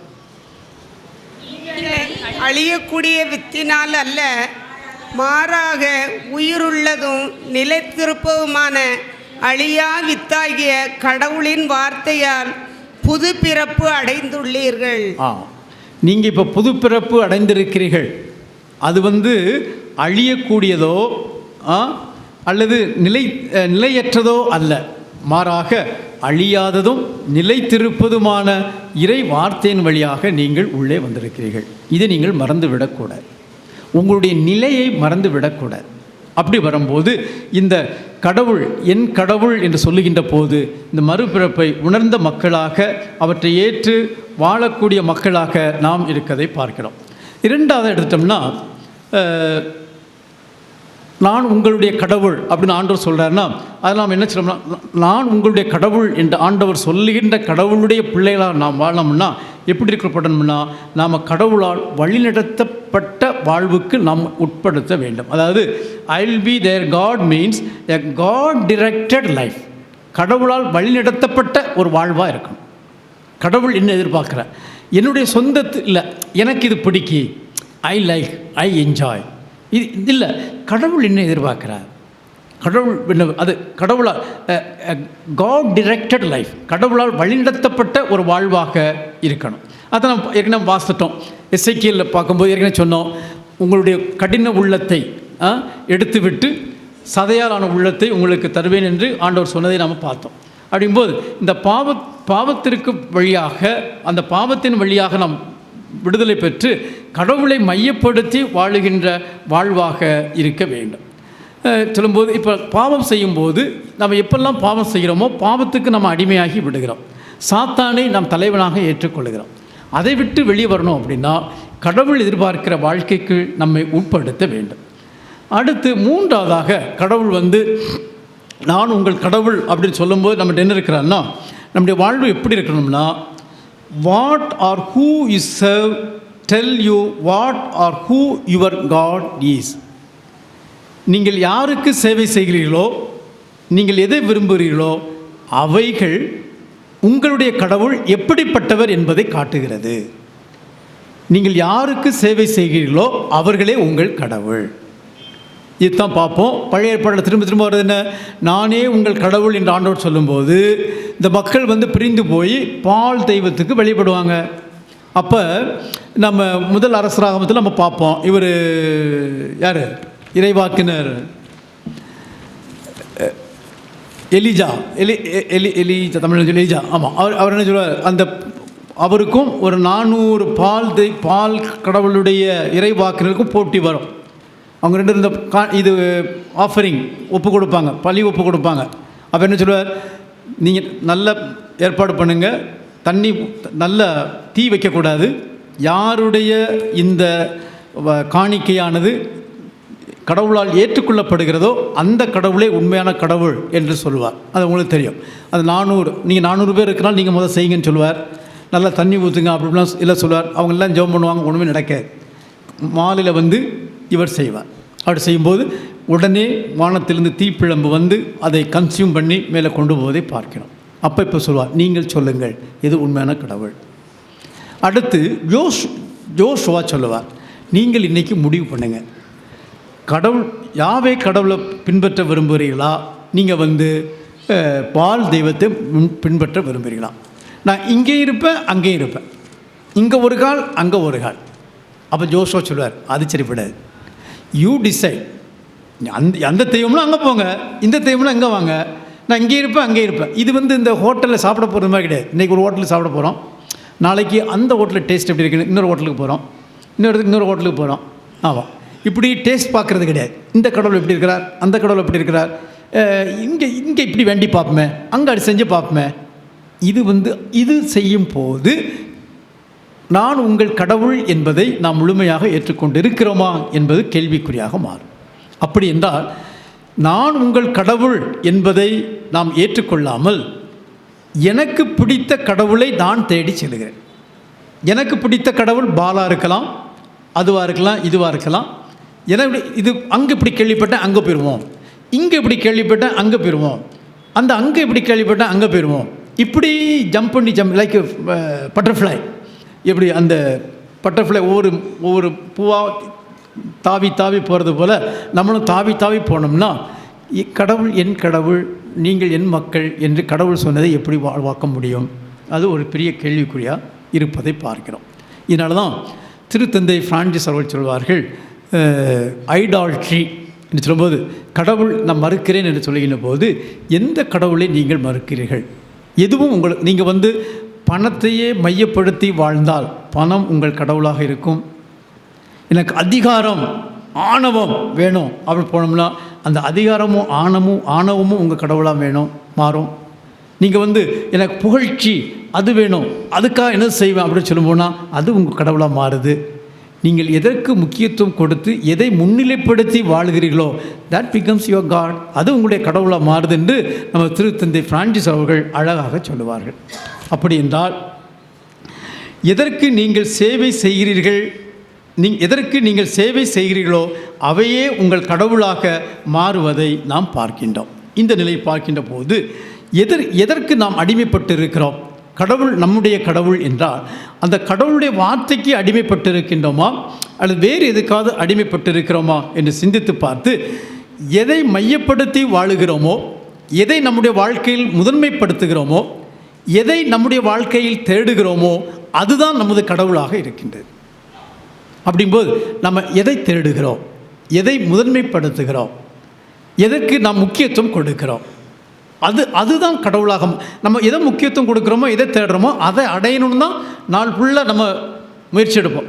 கடவுள்கிட்ட வருவோம், எதுக்கு? எனக்கு அதை வாங்கி கொடுத்துரும். தட் ஆல்சோ அனதர் ஒரு பேரம் பேசுகிறது, எனக்கு இதான் வேணும், எனக்கு இதை நீர் வாங்கி கொடுத்துரும், அவ்வளோதான். தென் காட் பிகம்ஸ் எ மீன்ஸ். நம்ம நினைத்ததை அடைவதற்கு கடவுள் ஒரு கருவியாக நாம் மாற்றி வர்றோம். கடவுளை நம்முடைய கடவுளை நம்ம பார்க்குறது கிடையாது. கடவுள் ஒரு கருவியாக, எனக்கு இது வேணும், நான் என் வாழ்க்கை தான் முக்கியத்துவம், இதான் பண்ணணும், அதுக்கு நீர் இதான் விஷயம். உனக்கு என்ன வேணும்? முட்டை போடணுமா? முட்டை போட்டுறேன். வேளாங்கண்ணி போகணுமா? போகிறேன். புளியம்பட்டி போகணுமா? போகிறேன். இதுவும் ஆனால் எனக்கு கொடுத்துரும். அப்படிங்கும்போது கடவுளையும் ஒரு கருவியாக பயன்படுத்தும் போது கடவுள் அவரே நம் கடவுள், நாம் அவருடைய பிள்ளைகள் என்பதை நம்முடைய வாழ்க்கையில் நாம் முழுமையாக உருவாக்க முடியுமா என்பது கேள்விக்குறியாக இருப்பதை பார்க்கிறோம். உதாரணத்துக்குமே இது செயல்பாடுகள், நம்முடைய வாழ்க்கை நடக்கின்ற சில செயல்பாடுகளை பற்றி பவுலடியார் சொல்கிறார். கொரிந்தியருக்கு எழுதிய முதல் திருமுகம் எடுங்க,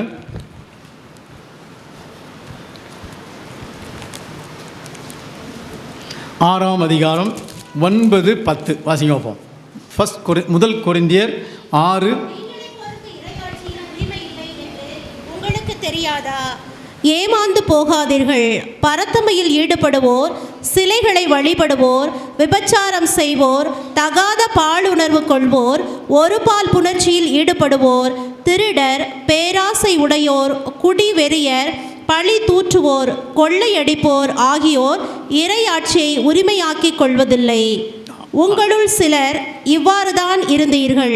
ஆனால் ஆண்டவர் இயேசு கிறிஸ்துவின் பெயராலும் நம் கடவுளின் ஆவியாலும் கழுவப்பட்டு தூயவரானீர்கள். கடவுளுக்கு ஏற்புடையவராகவும் இருக்கிறீர்கள். Very good. பொதுவாக இன்றைக்கி வந்து எப்படி இருக்காங்க அப்படின்னா நிறைய ஒரு லிஸ்ட்டை கொடுக்குறாங்க. இப்படி தான் நீங்களும் இருந்தீங்க, இப்போ நீங்கள் கடவுள்கிட்ட வந்துட்டீங்க. கடவுள்கிட்ட வந்த பிறகும் திரும்பவே அதையே நினைத்து கொண்டு அங்கு திரும்பாதீர்கள் அப்படின்னு சொல்கிறார்.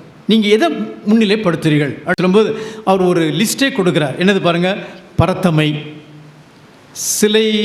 சிலை வழிபாடு, விபச்சாரம், தகாத பாலுணர்வு, ஒருபால் புணர்ச்சி, திருடுதல், பேராசை, குடிவெறி, பழி தூற்றுவோ, கொள்ளையடிப்போ, இப்படிலாம் இந்த குணம் தான் இருக்கணும். நாமளும் அப்படி தான் இருந்தோம் அப்படின்னு சொல்லுவாங்க. இன்றைக்கி எப்படி வருது? இன்றைக்கி வந்து எடுத்துக்கிட்டோம்னா குடிவெறி இன்றைக்கி எந்த அளவுக்கு தலைவிரித்தாடுன்னு பார்க்குறோம். இங்கே சொல்லிட்டு இருந்தாங்க, அன்றைக்கி பேசிகிட்டு இருந்தாங்க, நிறைய இந்த எக்ஸ்கவேஷன் நடக்கு பார்த்தீங்களா, என் ஊர் பேர் மறந்து போச்சு. சிவகங்கை ஏரியாவில் உனக்கு அகால தோன்றி பழைய நம்முடைய பண்பாட்டு அந்த தாழ்நி இருந்தது, அந்த இது இருந்ததுலாம் கண்டுபிடிச்சிருக்காங்க பார்த்தீங்களா. இதெல்லாம் நம்முடைய முன்னோர்கள் செஞ்சது, நம்முடைய முந்தைய தலைமுறைகள் செஞ்சது. இன்னும் ஒரு 50 வருஷம் கழித்து 100 வருஷம் கழித்து நம்மளாம் போன பிறகு நம்மளோட பிள்ளைகள், நம்முடைய பேர பிள்ளைகள் அவங்க தோண்டினாங்கன்னா தமிழ்நாட்டில் என்ன கிடைக்கும்னா வெறும் பாட்டிலாக கிடைக்குமா. ஆமாம், நம்முடைய முன்னோர்கள் அதை செஞ்சு வச்சாங்க. நாம் இன்றைக்கி செஞ்சுக்கிட்டு இருக்குது பாட்டில் குடிச்சிட்டு கீழே போட்டு போயிட்டே இருக்கோம். இன்றைக்கி அதான் செஞ்சுட்ருக்கோம் அப்படின்னு ஒரு நல்லா ஒரு கார்ட்டூன் போட்டிருந்தாங்க.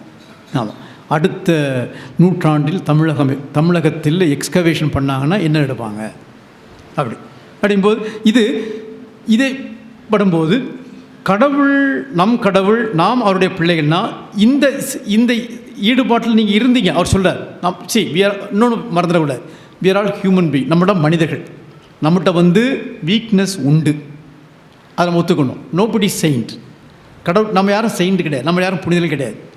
புனிதர்களாக மாறத்தான் அழைக்கப்பட்டிருக்கோம். நம்ம வந்து ஏஞ்சல்ஸ் கிடையாது, we are not angels, நம்ம வானதூதர்கள் கிடையாது. கடவுள் நம்மளை வானதூதராக படைக்கவில்லை, மனிதர்களாகத்தான் படைத்திருக்கிறார். அந்த மனிதர்கள் சொல்லும்போது சில குறைபாடுகள் நம்மளோட உண்டு. அதை ஏற்றுக்கொண்டு கடவுளுடைய பிள்ளைகள் என்பதை மனதில் கொண்டு கடவுளை மையப்படுத்தி வாழும்போது இத்தகைய செயல்பாடுகளிலிருந்து நாம் கொஞ்சம் கொஞ்சமாக வெளிவர முடியும். நாம் முழுமையாக வெளிப்பட்டு முழு வாழ்வை அடையும் போது தான் அவங்க தான் புனிதர்களாக மாறுறாங்க. புனிதர்கள் யார்? நம்மள ஒரு ஆள் தான். ஆமாம், இறந்த பிறகு அந்த முழுமை அடையும் போது தான் திரு அவை வந்து புனிதர்கள் சொல்லுது. அப்படிங்கும்போது நாம் இத்தகைய செயல்பாடுகளுக்குள் நம்ம ஈடுபடுத்தி நாம் செயல்படுவோமே என்றால் இன்னும் அந்த மக்கள் பழைய ஏற்பாட்டில் அந்த இஸ்ராயல் மக்கள் எப்படி பால் தெய்வத்தை முன்னிலைப்படுத்தினார்களோ அதுபோல் நாமும் அந்நிய கடவுளை முன்னிலைப்படுத்தி அந்நிய கடவுளுக்கு நாம் பிள்ளைகளாக இருக்கிறோமே ஒழிய நம்மை அழைத்த கடவுளுக்கு பிள்ளைகளாக இருக்க தவறி விடுகிறோம். இதுதான் நான் ஏற்கனவே சொன்னது போல் திருத்தந்தை பிரான்சிஸ் திரும்ப இதுதான் சொல்கிறேன். That is your God. நீங்கள் எதை முன்னிலைப்படுத்துகிறீங்களோ அதுதான் உங்களுடைய கடவுள் அப்படின்னு சொல்லுவார்.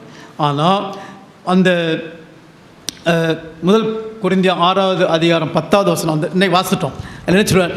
நீங்கள் அப்படித்தான் இருந்தீர்கள், இப்போது அதிலிருந்து வெளிவந்து விட்டீர்கள், நீங்கள் ஆசீர்வதிக்கப்பட்ட பிள்ளைகளாக இருக்கிறீர்கள். அப்படி இருக்கின்ற போது அதில் பிரமாணிக்கமாக இருங்கள். ஆமாம், உதாரணம் எடுத்துங்க, ரோமேயர் எழுதிய திருமுகம் 6ஆம் அதிகாரம் 14வது வசனத்தை பாருங்கள். ரோமேயர் எழுதிய திருமுகம் 6ஆம் அதிகாரம் 14வது வசனம். பாவம் உங்கள் மீது ஆட்சி செலுத்தக்கூடாது, ஏனெனில் நீங்கள் இப்போது சட்டத்துக்கு உட்பட்டவர்கள் அல்ல, மாறாக அருளின் ஆட்சிக்கு உட்பட்டவர்கள். பாவம் உங்களை ஆதிக்கம் செலுத்த விடாதீர்கள். நீங்கள் அருளுக்கு உட்பட்டவராக இருக்கிறீர்கள், கடவுளுடைய பிள்ளைகளாக மாறியிருக்கிறீர்கள். எனவே பாவத்திலிருந்து நீங்கள் வெளியே வாருங்கள். இந்த பாவத்திலிருந்து வெளியே வரும்போது எங்கே வெளியே போகிறோம்? பாவம்னு சொல்லிக்கிட்டு இருந்தோம்னா நான் அதை செய்யக்கூடாதுன்னா அதான் செய்வோம். அதை செய்யக்கூடாதுன்னு சொல்கிறத விட எதை செய்யணும் அதை நம்ம கொஞ்சம் பார்க்கணும். அதை செய்யக்கூடாதுன்னா 24 மணி நேரமும் மைண்டில் வந்து அதை செய்யக்கூடாதுன்னு சொல்லிட்டு இருப்போம். அப்படின்னா அப்போ இன்னும் ஒரு நேரம் செஞ்சுக்குமே அப்படி தான் போவோம். அதை விட்டு எதை செய்யலாம் அப்படிங்கும்போது யோவானுக்கு வாங்க, 8ஆம் அதிகாரம் 12வது வசனத்தை வாசிங்க.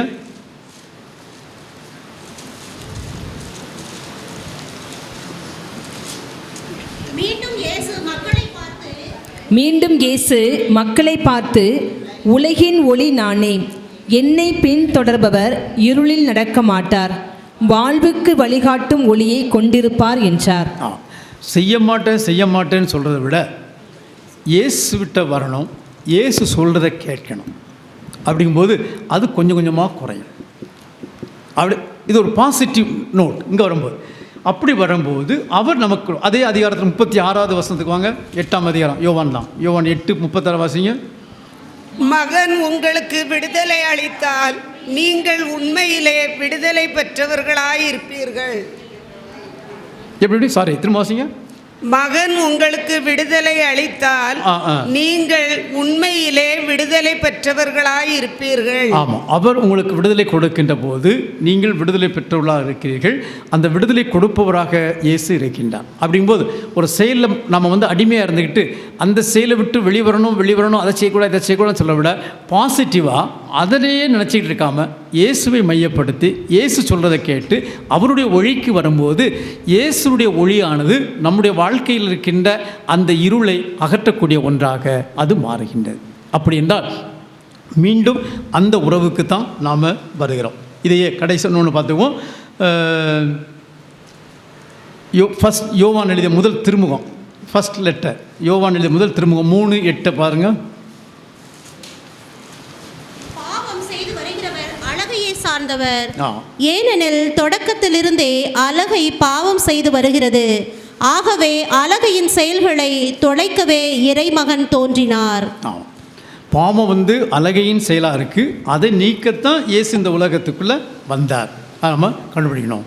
அதனால் இயேசுவை மையப்படுத்தி நாம் வாழும்போது நம்முடைய வாழ்வு மாறக்கூடிய ஒன்றாக இருக்கின்றது. அப்படி என்றால் நானே உங்கள் கடவுள் என்பது கடவுளை மையப்படுத்தி வாழுகின்ற வாழ்க்கைக்கு நம்மை அழைக்கின்றது.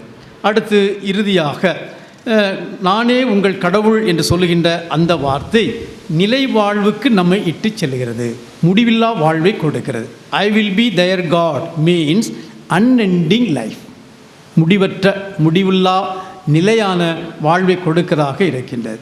ஆமாம், இயேசு கடவுள் நம்மோடு இருப்பதற்கும் நம்மோடு உறவாடுவதற்கும் நமக்கு வாழ்வு கொடுக்கும் தான் அவர் அந்த வாக்கை கொடுத்திருக்கிறார்.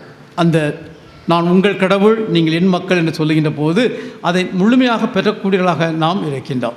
பார்க்கும்போது கொரிந்தியருக்கு எழுதிய 2ஆம் திருமுகம் 6ஆம் அதிகாரம் 16வது வசனத்தை சொல்லுங்கள். கடவுளின் கோவிலுக்கும் சிலை வழிபாட்டு கோவிலுக்கும் என்ன இணக்கம்? வாழும் கடவுளின் கோவில் நாமே. என் உறைவிடத்தை அவர்கள் நடுவில் நிறுவுவேன், அவர்கள் நடுவே நான் உலவுவேன்.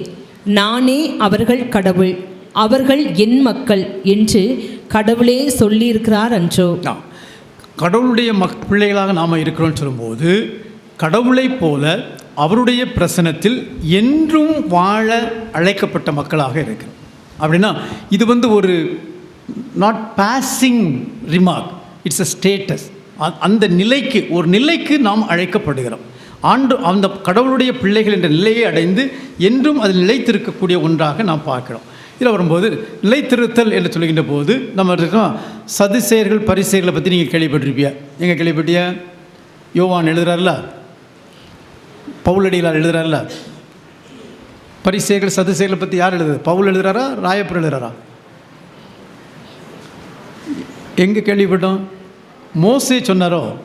எனக்கு சரியாக மறந்து போச்சு.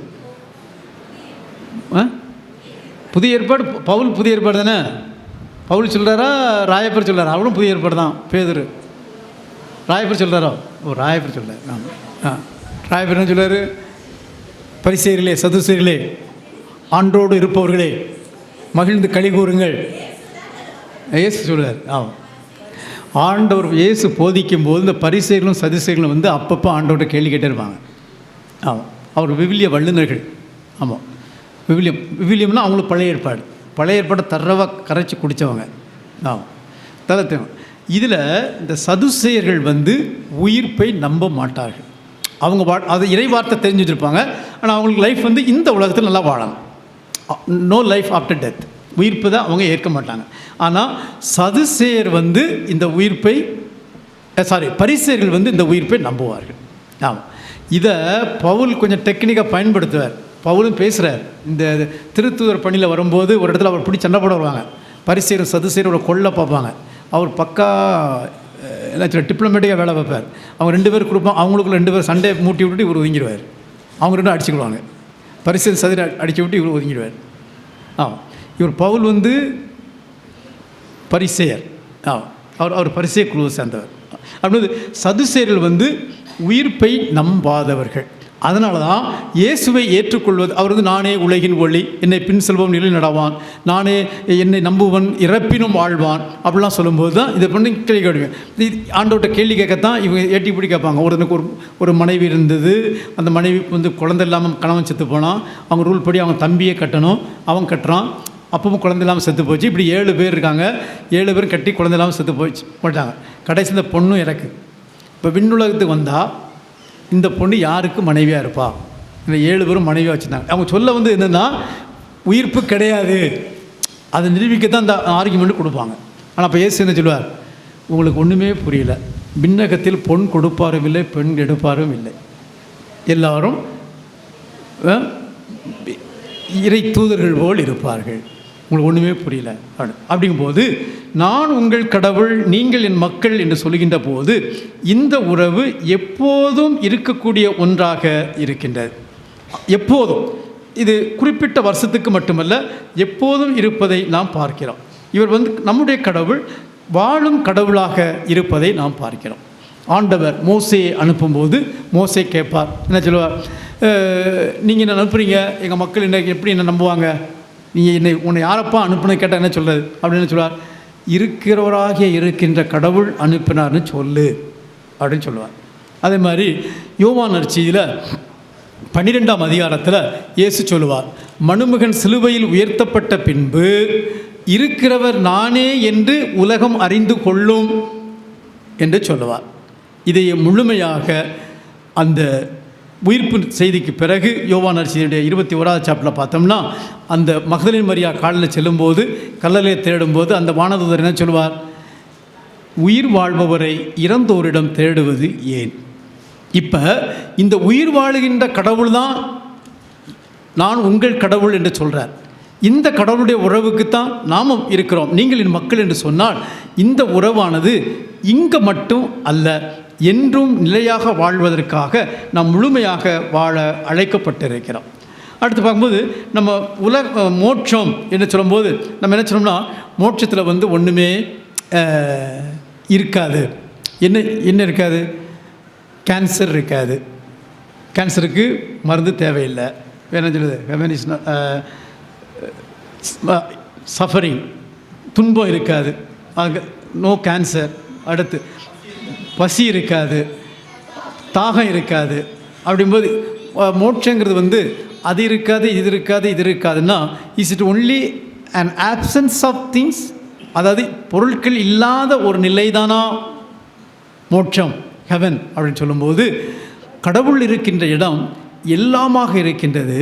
அது இல்லை, இது தேவையில்லை என்று சொல்வதை விட, கடவுள் இருக்கின்ற இடம் முழுமையான இடமாக கடவுளை மையப்படுத்தி இருப்பதால் எல்லாமே கடவுளிடம் அடங்கி இருக்கின்றது. எல்லாமே கடவுளிடம் அடங்கி இருக்கின்ற போது அது தேவை, இது தேவை, இது தேவை என்று எந்த தேவையும் வருவதில்லை. அந்த கடவுளை முழுமையாக அனுபவிப்பது தான் மோட்சம் என்று சொல்கின்ற போது, அந்த கடவுளை இந்த உலகத்திலேயே முழுமையாக நாம் அனுபவிக்க நம்ம கொடுப்பது தான் நான் உங்கள் கடவுள் என்று ஆண்டவர் சொல்லுகின்ற வார்த்தையாக இருக்கின்றது. இதனுடைய நிறைவாகத்தான் நீங்கள் எடுத்திருக்கின்ற அந்த திருவெளிப்பாட்டு நூல் 21ஆம் அதிகாரம் 7வது வசனத்தில், நான் அவர்களுக்கு கடவுளாக இருப்பேன், அவர்கள் எனக்கு மக்களாக இருப்பார்கள் சொல்லும்போது, இது நிறைவுக்கு புதிய எருசலேம் வரும்போது, புது உலகம் படைக்கப்படும் போது ஏற்கனவே கொடுக்கப்பட்டு வருகின்றது. இதற்கு நம்மையே நாம் தயாரிக்க வேண்டும். அத்தகைய வாழ்வில் நாம் வாழக்கூடியவர்களாக இருக்க வேண்டும். அப்படி என்றால் அந்த நிலைக்கு செல்லும்போது வேணா அந்த 21 திருவெளிப்பாடு 21ஆவது அதிகாரம் திறங்க பார்ப்போம். 7வது வசனத்துக்கு முந்தைய ஆரம்பத்திலே வாசிங்க. வெற்றி பெறுவோர் இவற்றை உரிமை பேராக பெறுவர். நான் அவர்களுக்கு கடவுளாய் இருப்பேன், அவர்கள் எனக்கு மக்களாய் இருப்பார்கள். அது 7ல அது முந்தி வாசிங்க, 1லேருந்து வாசிங்க. பின்பு நான் புதியதொரு விண்ணகத்தையும் புதியதொரு மண்ணகத்தையும் கண்டேன். இது நியூ கிரியேஷன், புது படைப்பு, உலகம் முடியல புது படைப்பு. முன்பு இருந்த விண்ணகமும் மண்ணகமும் மறைந்து விட்டன, கடலும் இல்லாமற் போயிற்று. அப்பொழுது புதிய எருசலேம் என்னும் திருநகர் கடவுளிடமிருந்து விண்ணகத்தை விட்டு இறங்கி வர கண்டேன். தன் மணமகனுக்காக தன்னையே அணி செய்து கொண்ட மணமகனைப் போல் அது ஆயத்தமாய் இருந்தது. பின்பு விண்ணகத்தில் இருந்து எழுந்த பெருங்குரலில் ஒன்றை கேட்டேன். அது, இதோ கடவுளின் உறைவிடம் மனிதர் நடுவே உள்ளது. கடவுளின் உறைவிடம் மனிதரிடையே உள்ளது. அவர்கள் நடுவே குடியிருப்பார். அவர்கள் அவருக்கு மக்களாய் இருப்பார்கள். கடவுள் தாமே அவர்களோடு இருப்பார். அவரே அவர்களுடைய கடவுளாய் இருப்பார். அவர்களுடைய கண்ணீர் அனைத்தையும் அவர் துடைத்து விடுவார். இது முக்கியம். அடுத்து அவரோட இருக்கிறதனுடைய விளைவு என்ன? கண்ணீரை துடைத்து விடுவார். இனிமேல் சாவு இராது. சாவு இருக்காது. துயரம் இராது. துயரம் கிடையாது. அழுகை இராது. அழுகை கிடையாது. துன்பம் இராது. துன்பம் கிடையாது. முன்பு இருந்தவை எல்லாம் மறைந்து விட்டன என்றன. ஓகே, பதிலா இதுதான் அந்த புதிய உலகம், புதிய படைப்புன்னு சொல்லும்போது அதை மையப்படுத்தி வாழும் போதும் கூட இது எங்கிருந்து வருது? நான் உங்கள் கடவுள், நீங்கள் என் மக்கள். அது முழுமையாக நிறைவு பெறுவது. அதை நோக்கி தான் நாம் பயணம் சென்று கொண்டிருக்கிறோம். நம்முடைய அன்றாட வாழ்க்கையில் பலவிதமான சவால்கள் எடுத்துக்கிட்டோம்னா, இன்றைக்கி இந்த உலகத்தில் நான் சில இதில் கடவுள் நான் உங்கள் கடவுளுடைய அர்த்தம் என்ன அப்படின்னு சில சொன்னேன். இதை பார்க்கும்போது இது நம்முடைய வாழ்க்கையில் வாழணும் அப்படின்னா நமக்கு இருக்கிற சேலஞ்சஸ் இன்றைக்கி எப்படி அப்படின்னா, நிறைய இன்றைக்கி இருக்க உலகத்தை பார்க்கின்ற போது சோஷியல் ப்ரெஷர், சமூகம் கொடுக்கின்ற ஒரு விதம் மதிப்பீடு, பர்சனல் வீக்னஸஸ், மனிதனுடைய இயலாத்தன்மை, தனிப்பட்ட தன்மை, ஸ்பிரிச்சுவல் ட்ரைனஸ், ஒரு ஆன்மீக வறட்சி. இந்த மூன்று இதை முழுமையாக அடைய நமக்கு தடையாக இருக்குது. இன்றைக்கி உலகம் எப்படியும் வாழலாம் அப்படின்னு சொல்லிக்கிட்டு இருக்கு. நான் நிறைய உள்ள விட்டுட்டேன், நிறைய விஷயம் நிறைய இருக்காங்க, அதில் உங்களுக்கு தேவையில்லை நினைக்கிறேன். எப்படியும் வாழலாம்னு பலவிதமானதெல்லாம் கொடுத்துட்டு இருக்கு. அதை எதிர்த்து இப்படி தான் வாழணும்னு சொன்னால் நம்ம பிழைக்க தெரியாதவங்க அப்படின்னு நம்மளை பார்த்தா குறைச்சலும். ஆமாம், அது அந்த ஒரு பேக்ரவுண்ட். அடுத்து எடுத்துட்டிங்கன்னா நம்முடைய பர்சனல் வீக்னஸஸ், தனிப்பட்ட இயலாத்தன்மை. சில இதில் நம்ம சிலருக்கு அடிமையாக இருந்திருப்போம். அதை வெளியே பார்த்தோம், முடியலை, வைக்கலை, அவ்வளோ அந்த ஒரு வீக்னஸ். தேர்டு எடுத்துட்டிங்கன்னா ஸ்பிரிச்சுவல் ட்ரைனஸ். எப்போது இப்போ ஏதாவது இவங்க வருஷம் கூட்டம் நடத்துகிறாங்க, இன்றைக்கெல்லாம் முடிச்சுட்டு ஞாயிற்றுக்கிழமை வரை இருப்பீங்க, அதுக்கப்புறம் அடுத்த வருஷம் கூட்டத்துக்கு வந்துடலாம். ஆமாம், அப்படி தானே? அடுத்த வருஷம் கூட்டம் வைப்பாங்கல்ல, அப்படி இது இப்படி ஏதோ ஒரு ஆனுவல் வருஷத்துக்கு ஒரு நேரம், 2 வருஷத்துக்கு இந்த பில்டிங்க்கு வெள்ளை அடிக்கும் பார்த்தீங்களா, அது மாதிரி சுத்தப்படுத்துகிற வைக்கிறது அப்படின்னு அது தட் இஸ் ஸ்பிரிச்சுவல் ட்ரைனஸ். இது கடவுள் என்னோடு இருக்கிறார் அப்படின்னா, இன்றைக்கி நாளைக்கு இந்த 2-3 நாள் கொடுக்கக்கூடியது எதுக்கு அப்படின்னா, இதை பயன்படுத்தி கொண்டு இதை நம்முடைய ஒவ்வொரு நாளும் வாழ்க்கையில் முயற்சி எடுக்க பயன்படும். அதுக்காக நான் 24 மணி நேரமும் பைபிளை கையில் வச்சுட்டு உட்காருன்னு நான் சொல்லலை. ஆமாம், போப் ஃப்ரான்சிஸே சொல்கிறார், அதற்காக நீங்கள் அழைக்கப்படவில்லை. அதுக்குன்னு அழைக்கப்பட்டவங்க இருக்காங்க. இப்போ பிஷப் ஹவுஸ்க்கு வந்தீங்கன்னா அங்கே மானஸ்ட்ரியில் புவர் கிளாஸ் சிஸ்டர்ஸ் இருக்காங்க, அவங்களுடைய வேலை அது. ஆமாம், ஆனால் நம்முடைய வேலை அது கிடையாது. 24 மணி நேரமும் கோயிலில் போய் உட்காந்துட்டு பைபிளை திறந்து வாசித்துக்கிட்டு இருக்கிறது கிடையாது. ஆனால் அந்த நம்ம செய்கின்ற பணிகள் எப்படிப்பட்டது, எங்கே நோக்கி போகிறோம், என்ன செய்கிறோம் அப்படின்பதை ஆண்டவருடைய பிரசன்னத்தில் ஆரம்பிக்க வேண்டும், ஆண்டவருடைய பிரசன்னத்தில் முடிக்க வேண்டும். அப்படி ஏற்றும்போது தான் அவர் என்னுடைய கடவுள், நான் அவருடைய பிள்ளை அப்படின்னு நம்முடைய வாழ்க்கையில் காட்ட முடியும். இது இருக்கும்போது இந்த ஸ்பிரிச்சுவல் ட்ரைனஸ், அந்த ஆன்மீக ட்ரைனஸ் இருக்குல்ல, ஆன்மீக வறட்சி, அந்த ஆன்மீக வறட்சியிலிருந்து நாம் வெளிவர முடியும். இந்த ஆன்மீக வறட்சியிலிருந்து வெளிவருவதற்கு என்ன வாய்ப்பு, வெளிவருவதற்கு எது நமக்கு உதவி செய்யும் அப்படின்னா, முதல்ல சாக்ரமெண்ட்ஸ், அருள் அடையாளங்கள், திருப்பலி. அந்த திருப்பலியில் முழுமையாக கண்டுகொள்ள ஒப்புரவு அருள் சாதனம். இன்றைக்கி ஒப்புரவு அருள் சாதனம் ஒரு மறக்கப்பட்ட அருள் அடையாளமாக இருக்குது. ஏன்னா we are afraid to think ourselves. அப்படி எக்ஸ்டர்னல் அப்படி பேசிட்டு அப்படி ஓடிட்டே இருக்கான். தனியாக என்ன உட்காந்து போனேன்னா என் மனசாட்சியை சொல்லும், நீ அன்றைக்கி அப்படி சொல்லியிருக்கக்கூடாது, நீ அன்றைக்கி அந்த பேசியிருக்கக்கூடாது, நீ இது செஞ்சுருக்கக்கூடாது, ஒன்று என்னைட்டு சொல்லும். அதை கேட்க நான் தயாராக இல்லை. அதனால் நான் என்ன சொல்கிறேன், என்னையே தனியாக உட்காந்து யோசிக்கிறதுக்கு நான் பயப்படுறேன். ஸோ அதனால் ஹாய் ஹாய் ஹாய்னு எல்லாம் அப்படி ஜாலியாக அட்டடிச்சு அப்படி வெளியே போயிடும். ஆனால் இந்த ஆன்மீக வறட்சியிலிருந்து வெளியே வரணும் அப்படின்னா இதுக்குள்ளே போகணும். இந்த ஒப்புரவு அருள் அடையாளத்தை முழுமையாக கொண்டாடி அதன் நிறைவாக பலனாக திருப்பலியில் கலந்து கொள்வது. அடுத்து எடுத்துக்கிட்டோம்னா பர்சனல் பைபிள் ஸ்டடி, தனிப்பட்ட விவிலிய வாசிப்பு. ஆமாம், விவிலியத்தை நம்ம வாசிக்கும் போது தான் நான் சொன்னல, நான் உங்கள் கடவுள், நீங்கள் என் மக்கள். ஆண்டவர் எங்கெல்லாம் சொன்னார், எந்த சூழ்நிலையில் சொன்னார், இதை பற்றி நிறைய பேசலாம். என்னை கொடுத்தீங்கன்னா ஒரு வாரம் பேசிக்கிட்டு இருக்கலாம். ஒவ்வொன்றையும் எடுத்து இது இந்த பின்னணியில் கொடுக்கப்பட்டுச்சு, இது இப்படி சொல்லப்பட்டுச்சு, அழகாக சொல்லிகிட்டே போகலாம். அப்படி நம்ம திரும்ப திரும்ப வாசிக்கும்போது, குறிப்பாக நற்செய்தியை நம்ம வாசிக்கும்போது ஆண்டவர் புதுமை செய்கிறார். சில நற்செய்தியில் சில புதுமைகள் தெளிவாக சொல்லப்பட்டிருக்கு. எப்படி ஒரு முடவர் வந்தார், அவர் தொட்டு குணமாக்கினார், ஒரு குருடர் வந்தார், சகதி ஏற்படுத்தி அவர் கண்ணில் சுகப்படுத்தினார், டீட்டெயில் இருக்குது. இது இப்படி விளக்கி சொல்லப்பட்ட புதுமைகள் மட்டும்தான் ஆண்டவர் செஞ்சாரா? நிறைய இடத்துல வேணும். யார் யாரெல்லாம் வந்தார்களோ அவர்களெல்லாம் தொட்டு குணமாக்கினார். எத்தனை பேர் வந்தாங்க? அது விளக்கி சொல்லப்படாத புதுமைகள் நிறைய இருக்குது. அந்த கடவுள் இன்றும் நம்மிடம் சொல்லுவது, நான் உங்கள் கடவுள், நீங்கள் என் மக்கள். நான் உங்கள் கடவுள் என்று சொல்லும்போது நான் உங்களை கைவிட்டு விடுவேனா? ஆனால் நீங்கள் என் மக்களாக இருக்கணும். நீங்கள் ஓடிடுறீங்க, திரும்பி வாங்க, என்னிடம் வாருங்கள் என்று அழைப்பு கொடுப்பவராக இருக்கிறார். இதை நம்ம திரும்ப திரும்ப குறிப்பாக இந்த 4 நற்செய்தியை திரும்ப திரும்ப வாசித்தோம்னா அந்த இயேசுவோடு நம்ம நெருங்கி சென்று இயேசுவையே நமது வாழ்வாக்கி அவரோடு தனிப்பட்ட உறவுக்குள் நாம் செல்ல முடியும். இப்படி செல்லும்போது இந்த சவால்களிலிருந்து, இந்த உலகம் கொடுக்கின்ற இந்த சவால்களிலிருந்து விடுபட முடியும். அப்படி இருக்கின்ற போது எல்லா சூழ்நிலையிலும் நானே உங்கள் கடவுள், நீங்கள் என் மக்கள் என்பதை நமது வாழ்க்கையில் நாம் காண முடியும், வாழ முடியும். எனவே இந்த நாட்களில் இந்த உறவுக்குள் நீங்கள் ஆழ்ந்து செல்ல உங்களுக்கு எனது ஆசிரை தருகிறேன். கடவுள் உங்களோடு இருக்கிறார், தைரியமாக இருங்கள். ஆண்டவர் நம்மோடு இருக்கின்ற போது நாம் எதற்கும் அஞ்ச வேண்டிய தேவையில்லை. ஆமென். இந்த வர்கீஸ் அவர்களை முன்பாக வரும்படியாக அன்போடு அழைக்கிறோம். இப்பொழுது இறுதி நன்றிக்காக அருட்தந்தை அருள்ராஜ் அவர்கள்.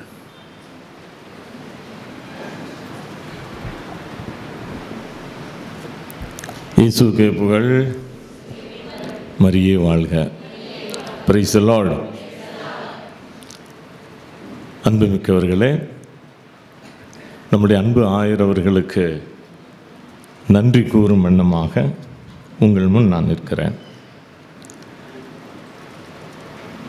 இந்த 4 நாள் மாபெரும் கத்தோலிக்க நற்செய்தி பெருவிழா, இந்த பெருவிழாவிலே ஆயர் அவர்கள் வருகை தந்து ஒரு சிறப்பு செய்தி நமக்கு வழங்குவது வழக்கம்.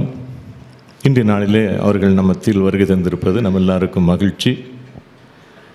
இந்த நாளில் நம்முடைய அன்பு ஆயர் அவர்கள் அருமையான ஒரு ஆழமான ஒரு இறை செய்தியை நமக்கு வழங்கியிருக்கிறார்கள். நான் அவர்களுக்கு கடவுளாயிருப்பேன், அவர்கள் எனக்கு மக்களாக இருப்பார்கள். இந்த ஒரு வசனத்தினுடைய நம்முடைய ஆயர் அவர்கள் கொடுத்த அந்த ஒரு செய்தியினுடைய ஒரு தாக்கம் அடுத்த 2025ஆம் ஆண்டு நற்செய்தி பெருவிழா வரைக்கும் தேவையான அளவுக்கு நமக்கு ஊட்டமும் ஆக்கமும் கொடுத்ததாகவே அமைந்திருக்கிறது.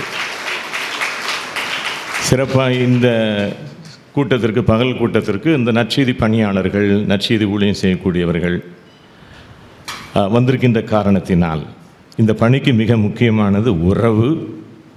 அந்த உறவின் அடிப்படையிலே முதல் உறவு ஆபிரகாம் அழைப்பை பார்க்கிறோம். ஆபிரகாமினுடைய அழைப்பிலே இது நம்ம அந்த அழைக்கும் பொழுதே இந்த உடன்படிக்கை கொடுக்கப்பட்டு மோசையில் உறுதிப்படுத்தப்பட்டு புதிய ஏற்பாட்டிலே ஆண்டவர் இயேசு தன்னுடைய இரத்தத்தினால் அதற்கு முத்திரையிடுகிறார். இதில் ஆயர் அவர்கள் சொன்னதில் மிக முக்கியமாக 3 காரியங்கள், 3 முத்துக்களாக ஆயர் அவர்கள் நமக்கு எடுத்து எம்பிருக்கிறார்கள். பழைய ஏற்பாட்டில் அந்த உடன்படிக்கை இயேசு கிறிஸ்து எப்படி ஒரு புதிய உடன்படிக்கையாக நமக்கு கொடுத்திருக்கிறார் என்று முதல் காரியமாக இதில் ஆயர் அவர்கள் சொன்னதில் முதல் பாயிண்ட் ஹைலைட் பண்ணது நான் உங்கள் கடவுளாக இருக்கிறேன் என்பது நமக்கு ஒரு புது பிறப்பை கொடுக்கிறது இல்லையா? ஆமாம், பழைய ஏற்பாடு அப்படின்னா மக்கள் மீண்டும் மீண்டுமாக தவறு செய்கிறார்கள், கடவுள் மீண்டும் மீண்டுமாக மன்னிக்கிறார். இதுதான் பழைய ஏற்பாடு. பழைய ஏற்பாட்டில் பூரா அப்படி தான் நம்ம பார்க்குறோம். மீண்டும் மீண்டுமாக மக்கள் உண்மையான கடவுளை மறந்து போகிறாங்க. அந்த கடவுள் மக்களை மீண்டும் ஏற்று, உனக்கு நான் புதிய இதயம் தருகிறேன், புதிய ஆவி தருகிறேன் என்று சொல்லி மீண்டும் மீண்டுமாக. இப்போ முதல் காரியமாகத்தான் அதை பார்த்தோம். நான் உங்கள் கடவுளாக இருக்கிறேன், நீங்கள் என்னுடைய மக்கள் அப்படின்னு சொல்லும்போது அதன் வழியாக ஆண்டவர் நமக்கு ஒரு புது பிறப்பு, மறுபிறப்பு கொடுக்கிறார் என்பதை இந்த இடத்துல நம்ம பார்க்க முடிகிறது. அது பேதுரு 1:23 அழியா வித்தாகிய அந்த கடவுளுடைய வார்த்தை அந்த புது பிறப்பு நமக்கு கொடுக்கிறது என்று நம்ம பார்க்கிறோம். இந்த பழைய ஏற்பாட்டில் உள்ள இந்த உடன்படிக்கை இயேசு கிறிஸ்துவினுடைய இரத்தத்தினால் அது புதிய உடன்படிக்கையாக, எபிரேயருக்கு திருமத்தில் சொல்லப்பட்டது போல இயேசு தன்னுடைய பாடுகளினாலும் சிலுவையினாலும் உறுதி செய்து நமக்கு விட்டு சென்றிருக்கிறார். இந்த மீட்பை செயல்படுத்துபவர் தூய ஆவியானவர். பிரைஸ் தி லார்ட், ஹல்லேலூயா. ரெண்டாவது காரியமாக ஆயரவர்கள் நமக்கு சொன்னது, தூய ஆவியானவர் நம்மிலிருந்து செயல்பட்டு அந்த மீட்பை செயல்படுத்த வேண்டும். அது செயலற்றதாக போய்விடக்கூடாது என்பதை ஆழமாக சொன்னார்கள். மூன்றாவது காரியமாக மிக ஆழமாக சொன்னது, நமக்கு யாருக்கு நாம் சேவை செய்கிறோம், நாம் எதை விரும்பி இருக்கிறோம், அதுதான் நம்ம கடவுள். நம்ம யாருக்கு சேவை செய்கிறோமோ, எதை விரும்பி கொண்டு இருக்கிறோமோ, அதுவே நம்முடைய கடவுள். யோசுவா அருமையான ஒரு எடுத்துக்காட்டு. நம்முடைய ஆயரவர்களுடைய செய்தியிலே பார்க்கிறோம். ஏராளமான விவிலிய வசனங்கள், ஒவ்வொன்றுக்கும் தொடர்புபடுத்தி ஏராளமான விவிலிய வசனங்களோடு மிக அருமையாக நமக்கு தொடர்புபடுத்தி கொடுத்தார்கள். அப்போ நம்முடைய வாழ்வில் நாம் எதை மையப்படுத்துகிறோம் என்று சொல்லி அந்த மூன்றாவது காரியத்திலிருந்து நாம் பாவத்திற்கு அடிமையாகாமல், ஆண்டவருடைய கடவுளுடைய பிள்ளைகள் ஒருபோதும் பாவத்திற்கு அடிமையாக, எதற்கும் அடிமை இல்லாதவர்களாக இருக்க வேண்டும், ஆண்டவருடைய உரிமை பிள்ளைகளாக இருக்க வேண்டும் என்று சொன்னார்கள். இந்த மூன்று மைய சிந்தனைகளோடு ஆயரவர்கள் மிக அருமையாக வாழ்வியல் கருத்துக்கள், கடைசி பகுதியில் வாழ்வியல் கருத்துக்கள் மிக அருமையாக ஏராளமான கருத்துக்களை சொன்னாங்க இல்லையா. சமூக மதிப்பீடு, இயலாத தன்மை, ஆன்மீக வறட்சி, அதுக்கு நாம் என்ன செய்ய வேண்டும் என்று சொல்லியிருக்கிறார். நம்முடைய நற்செய்தி பணிக்கு நாம் செய்ய வேண்டியது என்ன, முக்கியத்துவம் கொடுக்க வேண்டியது அருள் அடையாளம், ஒப்புரவு மிக முக்கியமான ஒன்று. அதே போல் திருப்பலி, பைபிள் வாசிப்பு போன்ற பல காரியங்கள் நமக்கு ப்ராக்டிக்கலாக மிக அருமையாக இந்த இறை செய்தியில் மிக மிக ஆழமான ஒரு செய்தியாக நமக்கு இந்த வேளையிலே கொடுத்துருக்கிறார்கள். ஏறத்தாழ 1 மணி நேர அளவு, நேரம் போனதே தெரியல, அத்தனை வசனங்கள், அத்தனை ஆழமான செய்தி நம் மத்தியிலே வருகை தந்து இந்த ஆழமான ஒரு செய்தியை நமக்கு வழங்கியிருக்கக்கூடிய நம்முடைய பாசத்துக்குரிய ஆயரவர்களுக்கு நம் அனைவரின் சார்பாக கரங்கள் தட்டி நம்முடைய இதயபூர்வமான நன்றியையும் வாழ்த்துக்களையும் தெரியப்படுத்திக் கொள்கிறோம்.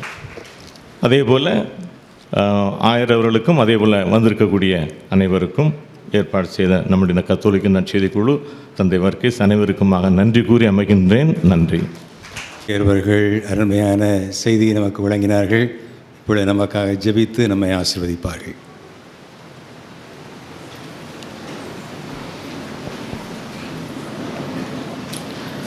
ஆண்டவர் பேராலே நமக்கு உதவி உண்டு. ஆண்டவர் உங்களோடு இருப்பாராக. அன்பு தந்தை இறைவா, இதோ நாங்கள் உம்மை போற்றுகிறோம், புகழ்கிறோம். எங்களை படைத்து பாதுகாத்து வழிநடத்துவோராக இருக்கின்றேன். இந்த உலகத்திலே நீர் எத்தனையோ மக்களை படைத்திருக்கின்றேன். எல்லோருக்கும் அன்பு தெய்வமாக இருக்கின்றேன். அந்த மக்களுடைய மத்தியிலே எங்களை விசேஷ விதமாக தேர்ந்தெடுத்து எங்கள் திருமுழுக்கின் வழியாக எங்களை உமது பிள்ளைகளாக ஆக்கி கொண்டதற்காக உமக்கு நன்றி கூறுகின்றோம். குறிப்பாக இந்த நாட்களிலே நீர் எந்த அளவுக்கு எங்கள் மீது அக்கறை கொண்டிருக்கிறீர் என்பதையும், எங்களை தேடி வருகிறீர் என்பதையும், நாங்கள் உமது பிள்ளைகள் என்பதையும் எங்களை உணர வைத்ததற்காக உமக்கு நன்றி கூறுகின்றோம். இந்த உணர்விலே நாங்கள் நிலைத்து நிற்கவும், எங்களுடைய அன்றாட வாழ்க்கை சிக்கல்களிலே பல வேளைகளில் உமது பிரசனத்தை மறந்து நாங்கள் தூர சென்றாலும் நீர் எம்மை தேடி வருபவராக, எங்களை மீண்டும் உம்முடைய உறவுக்கு எடுத்து வருபவராக இருக்கின்றேன். அன்பு தெய்வமே, இதற்காக உமது திருமகனை மீட்பராக அனுப்பியதோடு மட்டுமல்ல, தூய ஆவியானவரையும் எங்களுக்கு கொடுத்து என்றும் உமது அன்பில் நிலைத்திருக்க வைக்கின்றேன். அதற்காக நன்றி கூறுகின்றோம். குறிப்பாக இங்கே வந்திருக்கின்ற ஒவ்வொரு சகோதர சகோதரிகளையும் நீர் தொட்டு ஆசீர்வதியும். அவருடைய உள்ளத்தை தூய ஆவி குடியிருக்கும் இல்லமாக மாற்றி அமையும். எப்படி உமது இறைவாக்கினர்கள் வழியாக கடினமான உள்ளத்தை எடுத்து உங்களுக்கு சதை நிறைந்த உள்ளத்தை தருவேன் என்று சொன்னது போல எங்களிடம் இருக்கின்ற பாவம் நிறைந்த பாவ கரைபடிந்த அந்த இதயத்தை தூய்மையாக்கி தூய ஆவியின் குடியிருக்கும் ஆலயமாக மாற்றி எங்கள் இன்றும் தூய ஆவிக்கு செவி மடுப்பவர்களாக எங்களுடைய வாழ்க்கையிலே மாற்றி அமையும். இங்கு வந்திருக்கின்ற சகோதர சகோதரிகளுடைய எண்ணங்கள், தேவைகள், இயக்கங்கள் அனைத்தையும் நீர் ஒருவரே அறிந்தவராக இருக்கின்றேன். பல வேளைகளில் பல சிக்கல்களில் அவர்கள் இதை எப்படி தீர்ப்பது, எங்கு செல்வது என்று தடுமாறும் போது உமது பிரசனத்தை நிறைவாக கொடுத்து அவர்களை உணர வைத்து, நான் உனது கடவுள், நான் உன்னை கைவிட மாட்டேன் என்ற வார்த்தையை அவர்களுக்கு நினைவுபடுத்தி என்றும் உமது பிரசன்னத்தில் நிலைத்து நிற்க அவர்களை உறுதிப்படுத்தும். அன்பு தெய்வமே, எங்களுக்கு நீர் செய்து வருகின்ற அனைத்து நன்மைகளுக்கு நன்றி கூறி என்றும் உமது ஆசீர்வற்ற மக்களாக எங்களுடைய வாழ்க்கையில் வளமர உமது அருளை நிறைவாக தந்தல்வீராக. எங்கள் ஆண்டவர் ஆகிய கிறிஸ்து வழியாக உம்மை மன்றாடுகிறோம். விண்ணுலகில் இருக்கிற எங்கள் தந்தையே,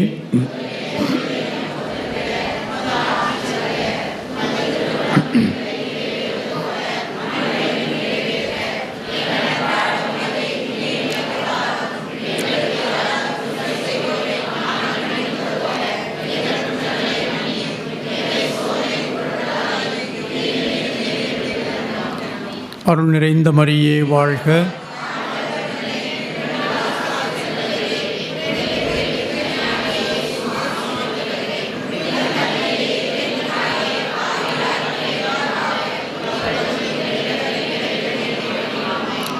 தந்தைக்கும் மகனுக்கும் தூய ஆவியாருக்கும் ஆட்சி உண்டாகுக.